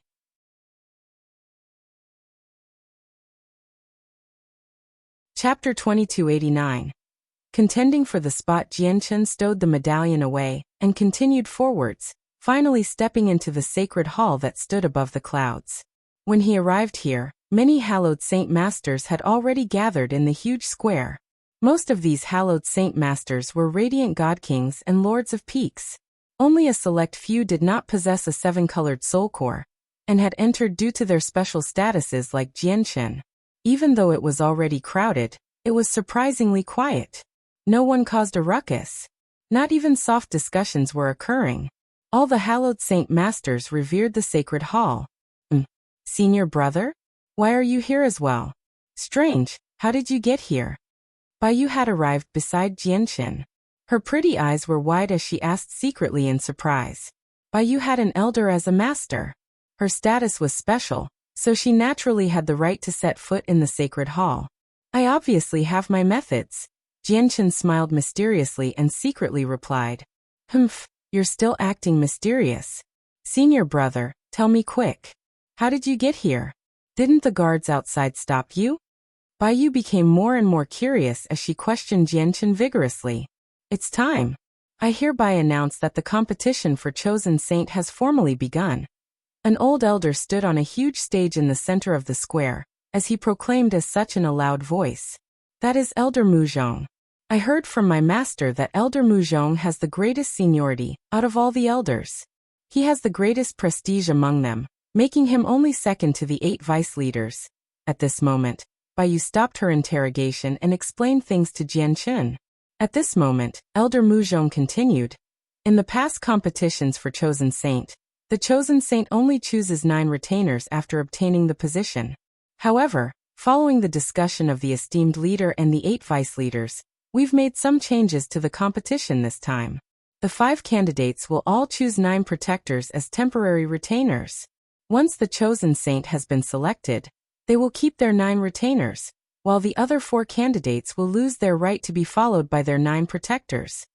But right now one of the candidates, Donglin Yanxue, is missing a protector. As a result, the missing spot will be filled by a hallowed saint master present. The elders will now recommend people for this position. The Lord of the Snowfall Peak had died far too close to the beginning of the competition. They were unable to decide on a protector so quickly. As a result, they could only decide on it right now. The huge square immediately fell silent after Elder Mu Zhong said that. All the radiant god kings present shut up. Only desire and eagerness burned in many of their eyes. Evidently, they all wanted this spot.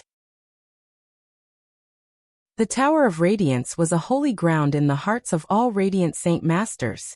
It was a huge temptation towards the radiant god kings and even the elders. However, the Tower of Radiance would only be open between long periods of time. And even when it did open, they would not necessarily have the right to enter. As a result, becoming the retainer of the chosen saint was a shortcut to entering the Tower of Radiance. Naturally, they wanted the spot very much, desiring it for themselves. The eyes of the elders beside Elder Mu Zhong began to flicker with light after hearing his words. I recommend Cheng Qing, the Lord of the Broken Blade Peak, to become Donglin Yenshua's 9th protector. At this moment, an elder finally stated a name. I would recommend Lu Chang, Lord of the Black Sun Peak, to fill the last spot. Why not let Yun Wantian of the Verdant Peak become the 9th protector? A few elders stated names. The people they recommended were all lords of peaks, and most of them possessed mid-7-colored soul cores. Afterwards, many of the elders began to argue over who should take up the last spot. They fought intensely. Donglin Yenshua's master, Mu Shui, became rather troubled when she heard them mention these names. Everyone they brought up were radiant god kings.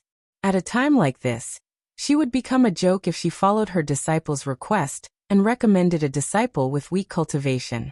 After hesitating slightly, Mu Shui said, Everyone, why don't we let Donglin Yenshua decide for the last spot? The prestigious elder Mu Zhong could not bear to watch the bickering between the elders any longer either. He immediately agreed to Mu Shui. Yes, let's hear Donglin Yenshua's recommendation. It's a pity that teacher Han Xian is still injured, or the last spot would definitely go to teacher, Bai Yu secretly said to Jianqin. She sighed gently as she listened to the bickering between the elders. Senior brother, who do you think will get the last spot? Bai Yu continued with her questions. Jianqin smiled mysteriously and said, Isn't it obvious? Of course it'll be your senior brother.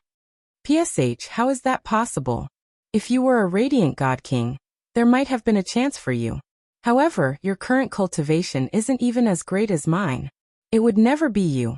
Bai Yu shot a glance at Jianqin. Jianqin smiled indifferently. He did not try to explain. At this moment, Donglin Yenshua had also stepped up onto the stage.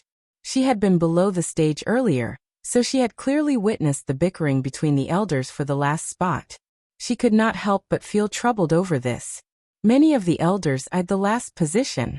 They wanted to take it and give it to the people they placed the highest hopes on, or were the closest with. If she recommended a disciple with just a one-colored soul core at a time like this, she would definitely face the objection of all the elders.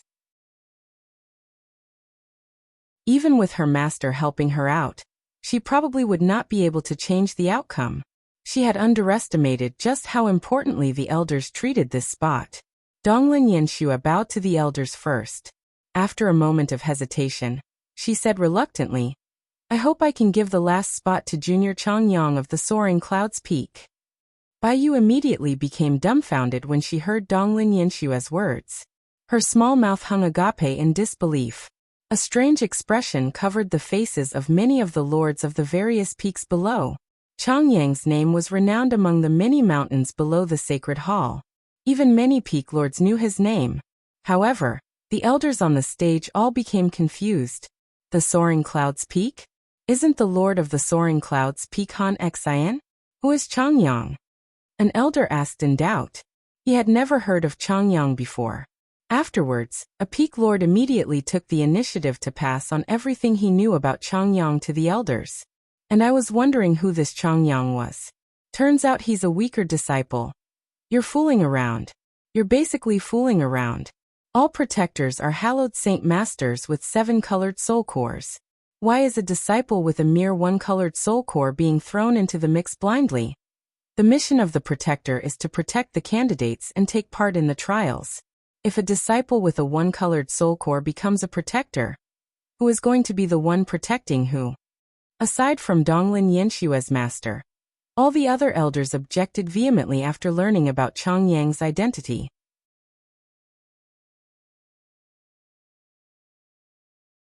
Chapter 2290. Arresting Chang Yang on the stage, Donglin Yanshue felt very helpless as she listened to the objections. With the intense objection of so many elders, there was no hope even if her master had recommended Chang Yang herself. After all, Chang Yang was simply too weak. He only had a one-colored soul core. With such puny cultivation, it was impossible for him to receive the focus or support of any elder. If he became a protector despite such a cultivation level, the candidate would be the one protecting him instead. Donglin Yanshue sighed gently. She had already tried her best and done everything that she could. However, she was still unable to change the ultimate outcome. When she thought of the pure soul Chang Yang had given to her prior to all this, Donglin Yanshue could not help but feel deeply ashamed. It would be rather difficult for her to face Chang Yang now. She had never thought that anything would change with the competition this time. In the past competitions, the 9 retainers would be completely up to the chosen saint after they were selected from the candidates. This was the chosen saint's right. However, the 9 retainers had all been chosen by the elders and the important members of those large clans this time. You're still thinking about Chang Yang?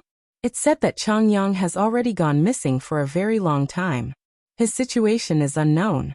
Let's ignore the fact that he might be dead right now. Even if he were in the Radiant Saint Hall, he would have no right to set foot in the Sacred Hall. Isn't it absolutely hilarious that a low-level disciple, who can't even set foot in the Sacred Hall, wants to be a retainer? At this moment, a voice rang out from below the stage. The white-clothed Gongjing Xian had called out fearlessly. Immediately, Gongjing Xian's voice spread across the entire square. All the hallowed saint masters gathered there heard his voice clearly. In the past 2 years, Gongjing Xian had been cultivating in seclusion. He had heard from his clan that they had already sent people to deal with Chang Yang. He was certain that Chang Yang was dead, as he refused to believe that a Radiant Saint Master with a mere one-colored soul core could avoid being hunted down by the experts of his clan. He had only emerged yesterday, so he did not receive news of Chang Yang returning to the Radiant Saint Hall.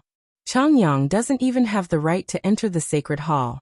It looks like he's just a weak disciple with no background. Not only is his puny cultivation, but he has no background either.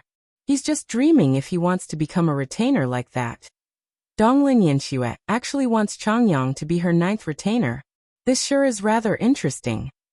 Gongjing Xian's words immediately caused a discussion between the various peak lords in the surroundings. Many radiant god kings discussed the matter secretly. Jianchen frowned slightly. His strength was far greater than most of the radiant god kings present. Moreover, after the changes to his soul, his senses had become astonishing as well. As a result, many of the secret messages were unable to escape his senses, allowing him to hear them clearly. A cold light shone through Jianchen's eyes.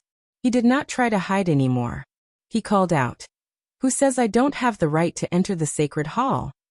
Jianchen was loud, so he immediately attracted everyone's gazes. At that moment, not only did the radiant god kings in the surroundings look over, but even the elders who stood on the stage cast their gazes towards Jianchen. Naturally, Donglin Yanshue discovered Jianchen in the crowd from the stage, and a sliver of surprise flashed through her eyes immediately. Clearly, she had no idea how Jianchen had managed to appear in the Sacred Hall, as he should not have had the right to enter this place according to her understanding of him. "Chang Yang, it's you." Gongjing Xian expanded the senses of his soul without any hesitation. When he discovered Jianchen, he was dumbfounded. The fact that someone he believed to be dead was standing alive right there left him extremely surprised. However, soon afterwards, Gongjing Xian called out with a sunken face, "Chang Yang, how did you enter the Sacred Hall? You have no right to be here." Before Jianchen could reply, Gongjing Xian immediately said to the elders on the stage, "Master, elders, Chang Yang has snuck his way into the Sacred Hall, and has broken the rules of the Radiant Saint Hall. Please look into the matter, elders." On the stage, Donglin Yanshua's face changed slightly. She secretly became anxious for Jianchen. The sacred hall was not a place that just anyone could enter. Even the peak lords could not set foot here without an important reason. If Changyang had really snuck in here, it would be a huge crime. Oh dear. Oh no. Senior brother, what are you going to do now? Baiyu tugged Jianchen's arm as she became anxious as well. She also believed that her senior brother had snuck in here, because he indeed had no right to enter this place according to her understanding of him. Many of the elders on the stage became stern. They studied Jianchen with piercing gazes as an invisible pressure gradually began to radiate from the stage. Are you Changyang? Changyang, tell us the truth. How did you sneak in? If you don't give us a reasonable explanation, you're in deep trouble. Elder Mu Zhong said extremely sternly. Jianchen remained calm. First, he clasped his fist at the stage before saying, Disciple Changyang of the Soaring Clouds Peak greets the elders. Elder Mu Zhong, you've made it a little serious.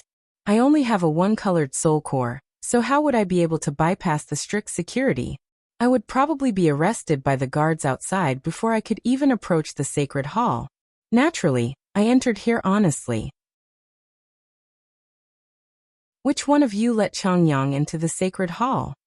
Elder Mu Zhong looked at the other elders on the stage at the same time as he extended the senses of his soul into the sacred hall, and asked the other elders.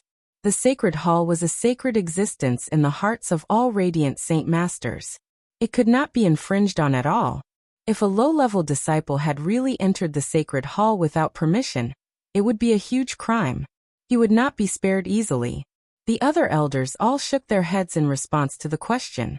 Master, please help out Changyang. The favor I owe to Changyang is extremely great. Donglin Yanshua also realized the severity of the matter, so she quickly asked Mu Shui in secret. Mu Shui shook her head gently and said sternly, Changyang's actions have infringed on the sacred hall. He has gone too far. I definitely cannot help him. Very soon, Elder Mu Zhong received the replies from the other elders. None of them had let Changyang into the hall. At that moment, Elder Mu Zhong's gaze became piercingly hostile. Guards immediately arrest Changyang of the Soaring Clouds Peak for trespassing on the sacred hall. Elder Mu Zhong called out. Chapter 2291. Support with that. Two violet-robed guards immediately flew towards Jianchen emotionlessly. On the stage, Donglin Yanshua sighed gently.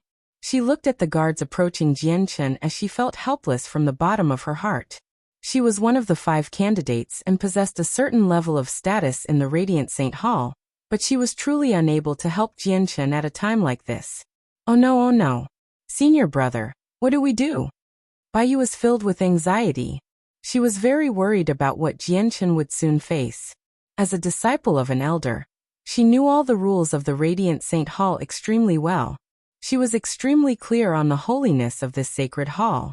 Trespassing without permission was a huge crime, and the punishment would be exceedingly severe.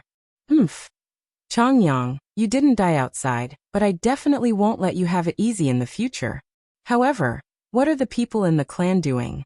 Didn't they say they sent experts to kill Changyang? How is he still alive? Gongjing Xian sneered as a cold light flashed through his eyes. This disciple called Changyang is in great trouble now. He only has a one-colored soul core, yet he dares to trespass on the sacred hall. That's infringing on the sacred hall.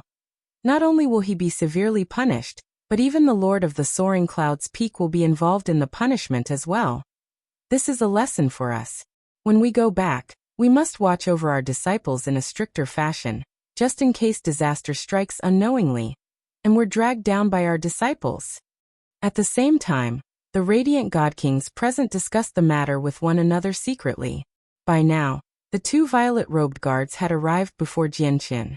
A thick, metal chain had appeared in their hands. The chain was forged from a special type of metal, and various formations were engraved within it. Once it chained up someone, not only would it seal up their cultivation, but it would also become extremely heavy, making movement virtually impossible. Only those who had committed serious crimes in the Radiant Saint Hall would have to endure such a punishment. Hold on. Just when the guards were about to chain up Jianchen, he suddenly called out. He indifferently stared at Elder Muzhong, who was on the stage, and said clearly, "Elder Muzhong, may I ask how you have determined that I am trespassing on the sacred hall, and that I must be arrested? You've entered the sacred hall without the permission of any elder. That is trespassing, and a great crime," said Elder Muzhong. "In other words, I need the permission of elders to enter the sacred hall, and even the medallion in my possession isn't enough for me to enter? Or perhaps, the right that this medallion gives me isn't as great as the permission from the elders," Jianchen said clearly. Afterwards, he took out Xianzhan's medallion with a flip of his hand and held it high above his head. When Elder Muzhong saw the medallion that symbolized a vice leader, he immediately shuddered. Suddenly his eyes narrowed. Surprise filled his face. "That's a vice leader's medallion. It's vice leader Xianzhan. How is that possible? How does he possess vice leader Xianzhan's medallion? What is his relationship with vice leader Xianzhan? He's a radiant saint master with a one-colored soul core and a nameless one at that. How does he have vice leader Xianzhan's medallion?" Not only did Elder Muzhong become surprised the moment he saw the medallion in Jianchen's hand, but even the expressions of the other elders changed. They all revealed looks of disbelief. As for the radiant godkings below the stage, all their discussions stopped. Their gazes gathered on Jianchen's hand, on the medallion that represented a vice leader. Their faces changed in an assortment of ways. A bizarre light filled Donglin Yenshua's eyes. She stared at the medallion in Jianchen's hand as she became dumbfounded. Her gaze contained some doubt and confusion. The moment she saw the medallion, many questions crossed her mind. Since Changyang had a vice leader's medallion, he obviously had close ties to a vice leader. He could directly ask the vice leader in question if he wanted to enter the Tower of Radiance. Although the conditions for entering the Tower of Radiance were extremely strict, a vice leader could make an exception for any disciple with their authority. It would only be a matter of a few words. So, why did Changyang offer her a precious pure soul, and go to such great lengths to become her 9th retainer just to enter the Tower of Radiance? Suddenly, Donglin Yanxue discovered that she did not seem to understand Changyang's intentions at all. "Yanxue, don't you understand? Changyang wants to become your 9th retainer, because he wants to get close to you." Donglin Yanshua's master, Mu Shui, seemed to be able to see through everything. She secretly told Donglin Yanshua this. Donglin Yanshua thought through every detail of when she got to know Changyang. She missed nothing at all. In the end, she shook her head and replied, "No, Master, Changyang shouldn't be someone like that. I won't say anything more about whether it's true or not. You're clever, so you have your own judgment to make." Mu Shui said, "However, since Changyang bears the medallion of Vice Leader Xianzhan, it means he has the support of Vice Leader Xianzhan. With that being the case, his status is no less than yours in the Radiant Saint Hall. It might even surpass yours. Xianzhan is the strongest out of the 8 Vice Leaders. The other Vice Leaders all have to show some respect towards Vice Leader Xianzhan. As a result, if Changyang has Vice Leader Xianzhan's support, no one will be bold enough to provoke him in the Radiant Saint Hall." Mu Shui explained to Donglin Yanshua. She was trying to stimulate Donglin Yanshua's thoughts. Donglin Yanshua remained silent. She looked at Jianchen and the crowd with mixed feelings. At that moment, she could not help but begin doubting Jianchen's true intentions. Was it really like what her master said, and he did it to get close to her? After all, she was the female prodigy of the Radiant Saint Hall. There were countless people who pursued her, and she had already grown accustomed to such things. However, was Changyang one of them as well? Gongzong Xian's expression immediately became extremely ugly, while Bai Yu's face was filled with surprise and excitement. Elder Muzhong glanced at Jianchen deeply from the stage. With his strength, he could naturally tell that Jianchen's medallion was the real deal. Meanwhile, the 2 violet-robed guards backed off obediently after Jianchen revealed the vice leader's medallion. This was because even elders had no right to judge and punish people who possessed a vice leader's medallion. Elder Muzhong's order was naturally useless now. Since you possess a vice leader's medallion, you obviously have the right to enter the sacred hall, Elder Muzhong said to Jianchen. Then he looked around and continued, "Let's continue to focus on the matter of the last protector." After a slight pause, he said, "After careful consideration, I have decided that the final protector will be the Lord of the Broken Blade." Elder Muzhong came to a halt halfway through his announcement of the final protector. Afterwards, respect that he rarely showed appeared on his face, and his old eyes were filled with extreme surprise. But very soon, Elder Muzhong recovered. He glanced at Jianchen deeply once again and sucked in a deep breath.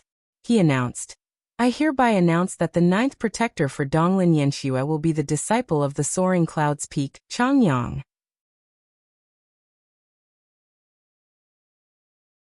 Chapter 2292. World of Moon and Star. What? The last protector will actually be a radiant saint master with a measly one-colored soul core. How can that be possible? Changyang only has a one-colored soul core. How can he bear such a great burden with his puny cultivation? Unbelievable. A disciple with a one-colored soul core will actually become the protector of a candidate with a four-colored soul core. Who is going to be protecting who? This is unprecedented. This is truly unprecedented. Protectors and retainers have always been radiant godkings throughout history. This is the first time someone with a one-colored soul core has been chosen to bear this burden. Elder Muzhong's announcement immediately caused an uproar among the radiant godkings present. The outcome left them all stunned. The vice leader must have intervened. It looks like Chang Yang's relationship with the vice leader is nowhere near as simple as it seems. There's nothing we can do. Who let Chang Yang be supported by a vice leader, and vice leader Xianzhan out of them? Although the retainers of chosen saints throughout history have all been radiant godkings, there has never been a clear rule that only radiant godkings can become the chosen saint's retainer, or the candidate's protector. As a result, no rules have been broken by choosing a weaker disciple as a protector. The radiant godkings communicated with one another secretly, engaging in an intense discussion. Currently, the huge square was silent, where even a dropped pin could be heard. However, the radiant godkings present were basically making a ruckus secretly. Their gazes towards Jianchen were extremely mixed, containing jealousy and envy. The authoritative elders on the stage fell silent as well. They looked at Jianchen with extremely mixed feelings.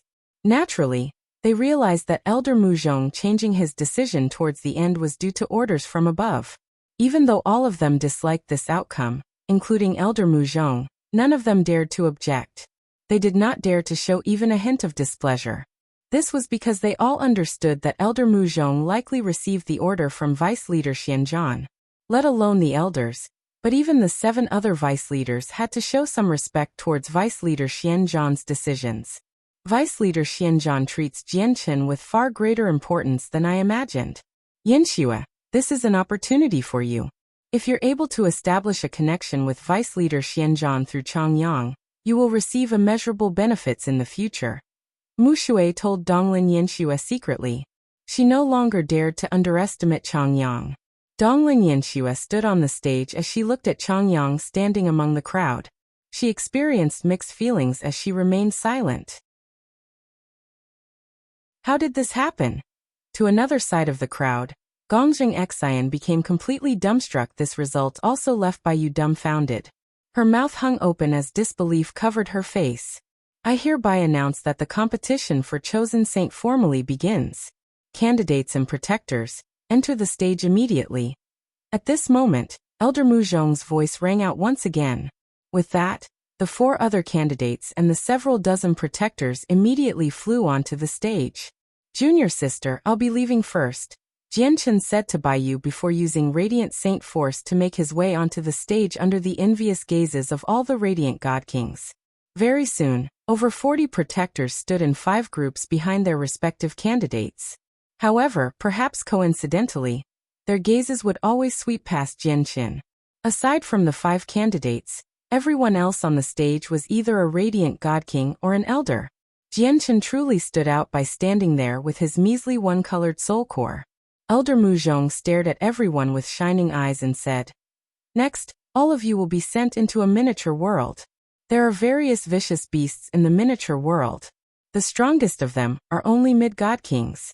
Your mission as protectors is to keep your candidate safe in there." Afterwards, Elder Muzhong looked at the 5 candidates and said, "As for your mission as candidates, You must find Radiant Origin Pearls in the miniature world. Radiant Origin Pearls are extremely special, a natural occurrence from the Tower of Radiance. As a result, they cannot be found with the senses of the soul. Only those with great talent and great affinity for Radiant Saint Force can sense them within a certain distance. This round is extremely important to you all. The two who find the most Radiant Origin Pearls will face each other in battle. The remaining 3 will be eliminated. Remember, this round is limited to a year. During this time, the 5 of you are forbidden from engaging in life-threatening battles, or your status as candidate will be revoked. Elder Muzhong became solemn towards the end. Afterwards, Elder Muzhong took out an ancient seal. As soon as the ancient seal appeared, it radiated with a powerful pulse of energy and the power of space. It interfered with the operation of space in the region. Elder Muzhong waved the ancient seal towards the sky. Immediately, the space above the stage pulsed violently. A huge spatial gate gradually opened. This miniature world is called the World of Moon and Star. In order to prevent the appearance of vicious beasts that are too powerful, Elder He-Tian will be going along with you. Now all competitors enter the World of Moon and Star immediately. With that, the 5 candidates and the 45 protectors mobilized their Radiant Saint Force. The protectors rose up behind their candidate and charged towards the spatial gate. When Jianchen stepped into the World of Moon and Star, he discovered that everyone who had entered with him now stood on a mountain. The mountain seemed to have been severed by someone, so it had a small, flat top. Jianchen closed his eyes and clearly sensed that the laws of the world here were incomplete. Compared to the Saints' world, this entire world was at a much lower level. The space here is just too fragile. If I use my full strength, I can easily rip through it. Infinite Prime is the probably limit of what the World of Moon and Star can endure. If Chaotic Primes set foot here, they can easily collapse this place. Jianchen sensed the situation of this miniature world quietly.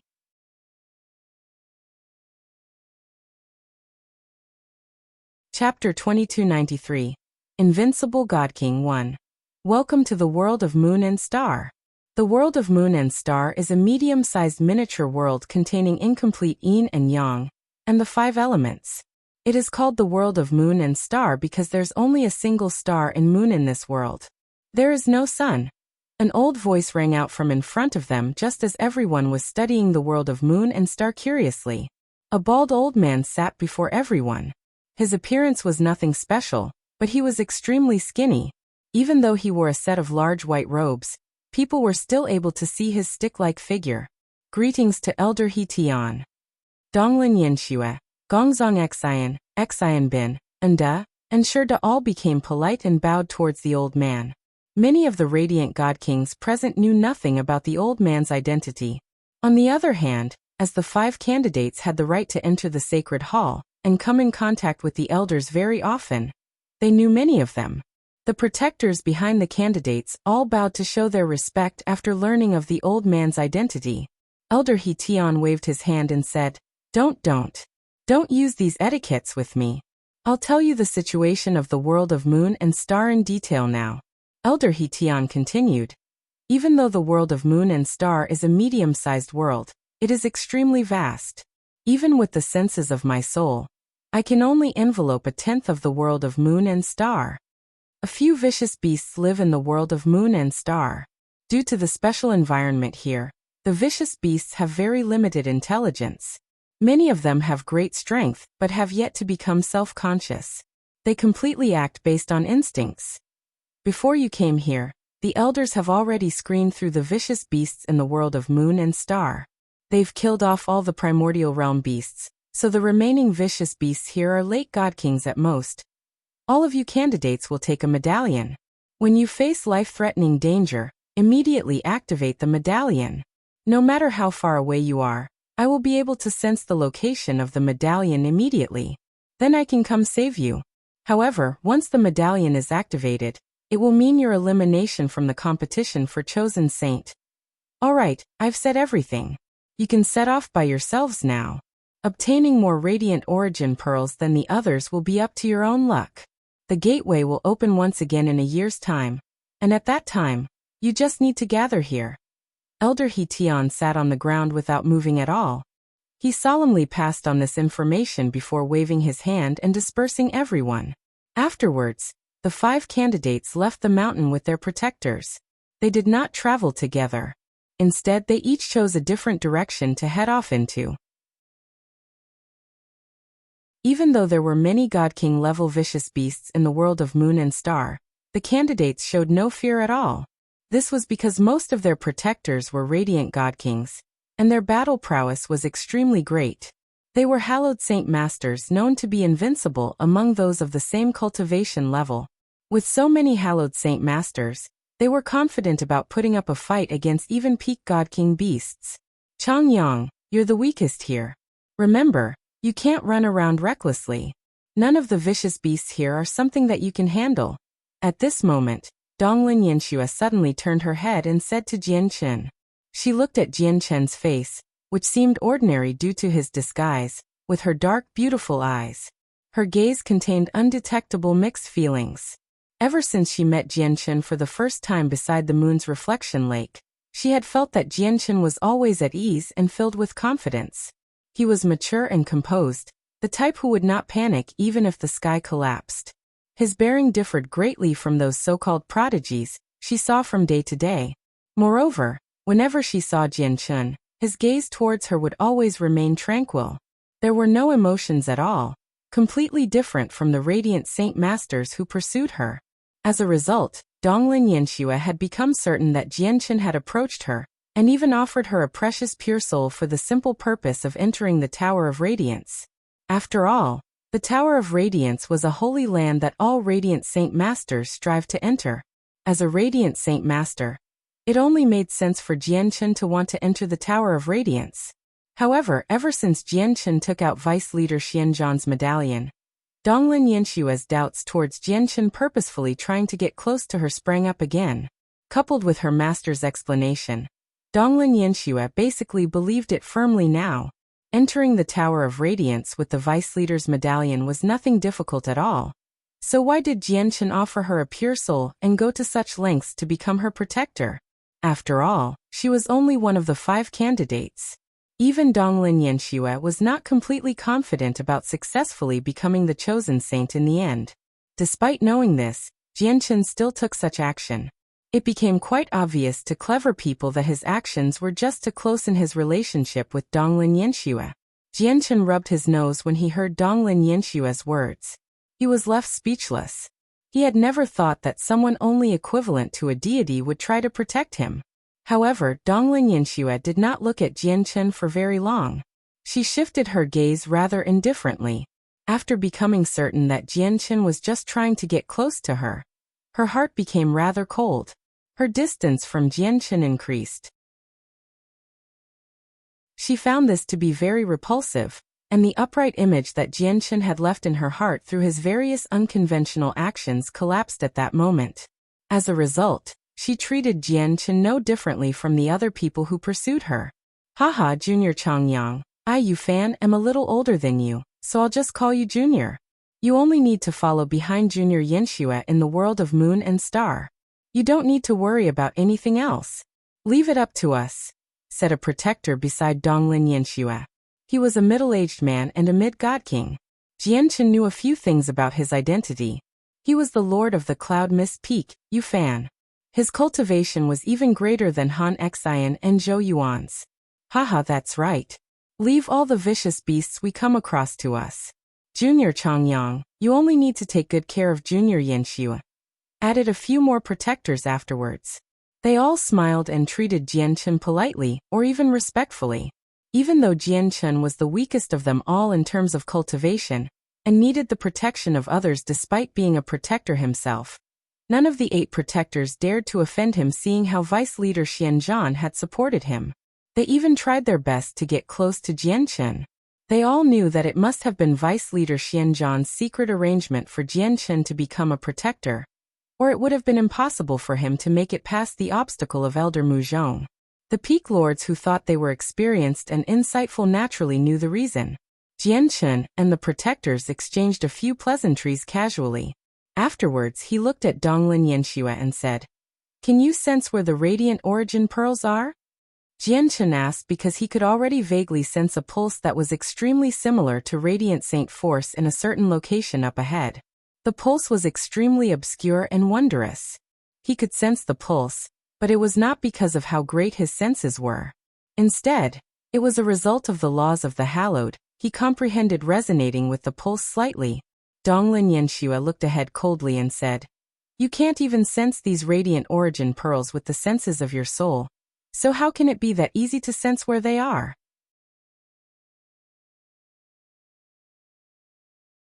Chapter 2294, Invincible Godking 2.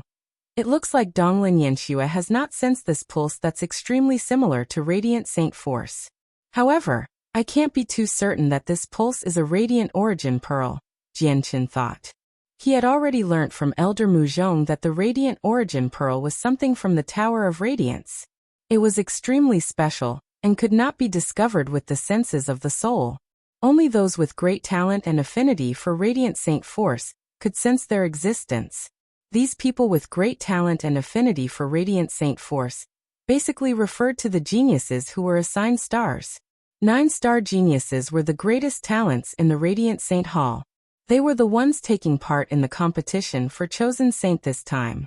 If this pulse really does come from the Radiant Origin Pearl, doesn't that mean my talent is greater than Donglin Yanxue's? Jianchen thought. He stared right ahead. The pulse he sensed came from 100 kilometers away. At this moment, their group was basically traveling in a straight line, directly towards the pulse's location. They hovered around 20 meters above the ground as they traveled. Even though everyone had slowed down for Jianchen's sake, 100 kilometers was still nothing. Very soon, their group arrived within a range of 20 kilometers from the pulse's source. At this moment, Jianchen began to take note of Donglin Yanxue's reactions secretly, but he discovered no changes. She had not discovered the pulse. When they were 3 kilometers from the pulse, the group's direction shifted slightly, and they gradually drew further and further away from the pulse's location. Jianchen stopped without any hesitation and said, "Wandering around aimlessly like this isn't a good idea. Let's take a break and discuss our plans first." With that, Jianchen dispersed the Radiant Saint Force around him and descended to the ground without anyone's consent. The 8 protectors behind Donglin Yanxue immediately became troubled. They glanced at Jianchen then back at Donglin Yanxue, as they began to hesitate. They did not know whether they should continue onwards behind Donglin Yanxue, or stop like Jianchen. The 8 of them understood that although they were the protectors of the candidate, they obviously had to protect Jianchen since Vice Leader Xianzhan was bold enough to allow him into the world of Moon and Star with a one-colored soul core. In the world of Moon and Star, there were many vicious beasts with many at the level of God Kings. They truly did not dare to leave Jianchen alone. If an accident occurred, and the Vice Leader came looking for the people responsible, it would not be a burden that they could bear. However, Donglin Yanxue frowned slightly. She looked at Jianchen with quite some displeasure and said, "The Radiant Origin Pearls are extremely difficult to find. All searching methods are useless. Finding the pearls is completely up to luck, so do you really think these useless plans can help to find Radiant Origin Pearls? It's better than running around aimlessly," Jianchen said casually. He glanced around and discovered a 10-meter-tall boulder 3 kilometers above the pulse's origins. Jianchen's eyes lit up. He said, "There's a rock there. Let me sit down first and come up with a plan so that we can collect some Radiant Origin Pearls." After saying that, Jianchen directly flew towards the rock in the distance. Donglin Yanxue could not help but become greatly displeased when she saw Jianchen ignore the bigger picture and continue to act as he wished in the world of Moon and Star. Ever since her impression of Jianchen shattered, she had started to view him in a completely different light. Jianchen's actions right now repulsed Donglin Yanxue very much. From Donglin Yanshue's perspective, Jianchen's current actions were basically a waste of her precious time. After all, they only had 1 year to find the Radiant Origin Pearls. Every second was extremely precious. Jianchen had already arrived before the rock now. He sat on it leisurely. The pulse he had sensed earlier came from below the rock. At such proximity, Jianchen could sense with even greater clarity that the object producing the pulse was a milky white pearl hidden beneath the soil. That should be the Radiant Saint Pearl. Jianchen had basically confirmed that this was the pearl they were looking for. At this moment, Donglin Yanxue flew over with the 8 protectors, feeling displeased and impatient. Jianchen sat on the rock and silently sensed Donglin Yanshue's distance from the pearl. He wanted to learn how close she needed to be before she could sense the existence of the Radiant Saint Pearl. Finally, when Donglin Yanxue was a kilometer away from him, her expression changed. In the next moment, surprise and joy flooded her eyes. She turned into a white streak of light and hurried towards the rock that Jianchen sat on as quickly as she could. She called out to Jianchen, "Chang Yang, move." What? As if he had been caught off guard, Jianchen stared at Donglin Yanxue blankly in bewilderment. "I told you to move. I want to shatter that rock. If you still don't move, don't blame me for hurting you," Donglin Yanxue called out. The laws of the hallowed had already condensed around her. She created a radiant palm, sending it towards the rock. Seeing this, Jianchen's expression finally changed. Without any hesitation, he directly leapt off the rock. Although it was impossible for Donglin Yanxue to harm him, he had to play the role of a radiant saint master with a one-colored soul core. Bang! Just when Jianchen separated from the rock, the boulder loudly shattered from Donglin Yanshue's strike. It was reduced to flying rubble. A resplendent white light shone out from beneath the boulder. A thumb-sized, white pearl lay there quietly. A radiant origin pearl. Donglin Yanxue cried out. She took a step forward and picked up the pearl in joy. So that's a radiant origin pearl. It can only be seen with the naked eye, and it's impossible to detect it with the senses of the soul. The radiant origin pearl is truly wondrous. At this moment, the 8 protectors had also arrived. They all studied the Radiant Saint Pearl with curiosity as they clicked their tongues in admiration. Suddenly, Donglin Yanxue looked at Jianchen with suspicion and said, "Chang Yang, I sensed something from almost a kilometer away, while you were only 10 meters away from the Radiant Origin Pearl. Didn't you sense its existence from such a close distance? Don't forget that you're a 9-star genius, while I'm only a 1-star genius," Jianchen said helplessly. He did not want to expose his talent so soon. You can't blame Junior Chang Yang for this. The Radiant Origin Pearl is just too hard to sense. Even with my 7-colored soul core, I could only sense it vaguely from around 100 meters away. A protector said after Jianchen finished talking. Sigh. With my talent as a 3-star genius and my 7-colored soul core, I could only vaguely sense its existence from 10 meters away.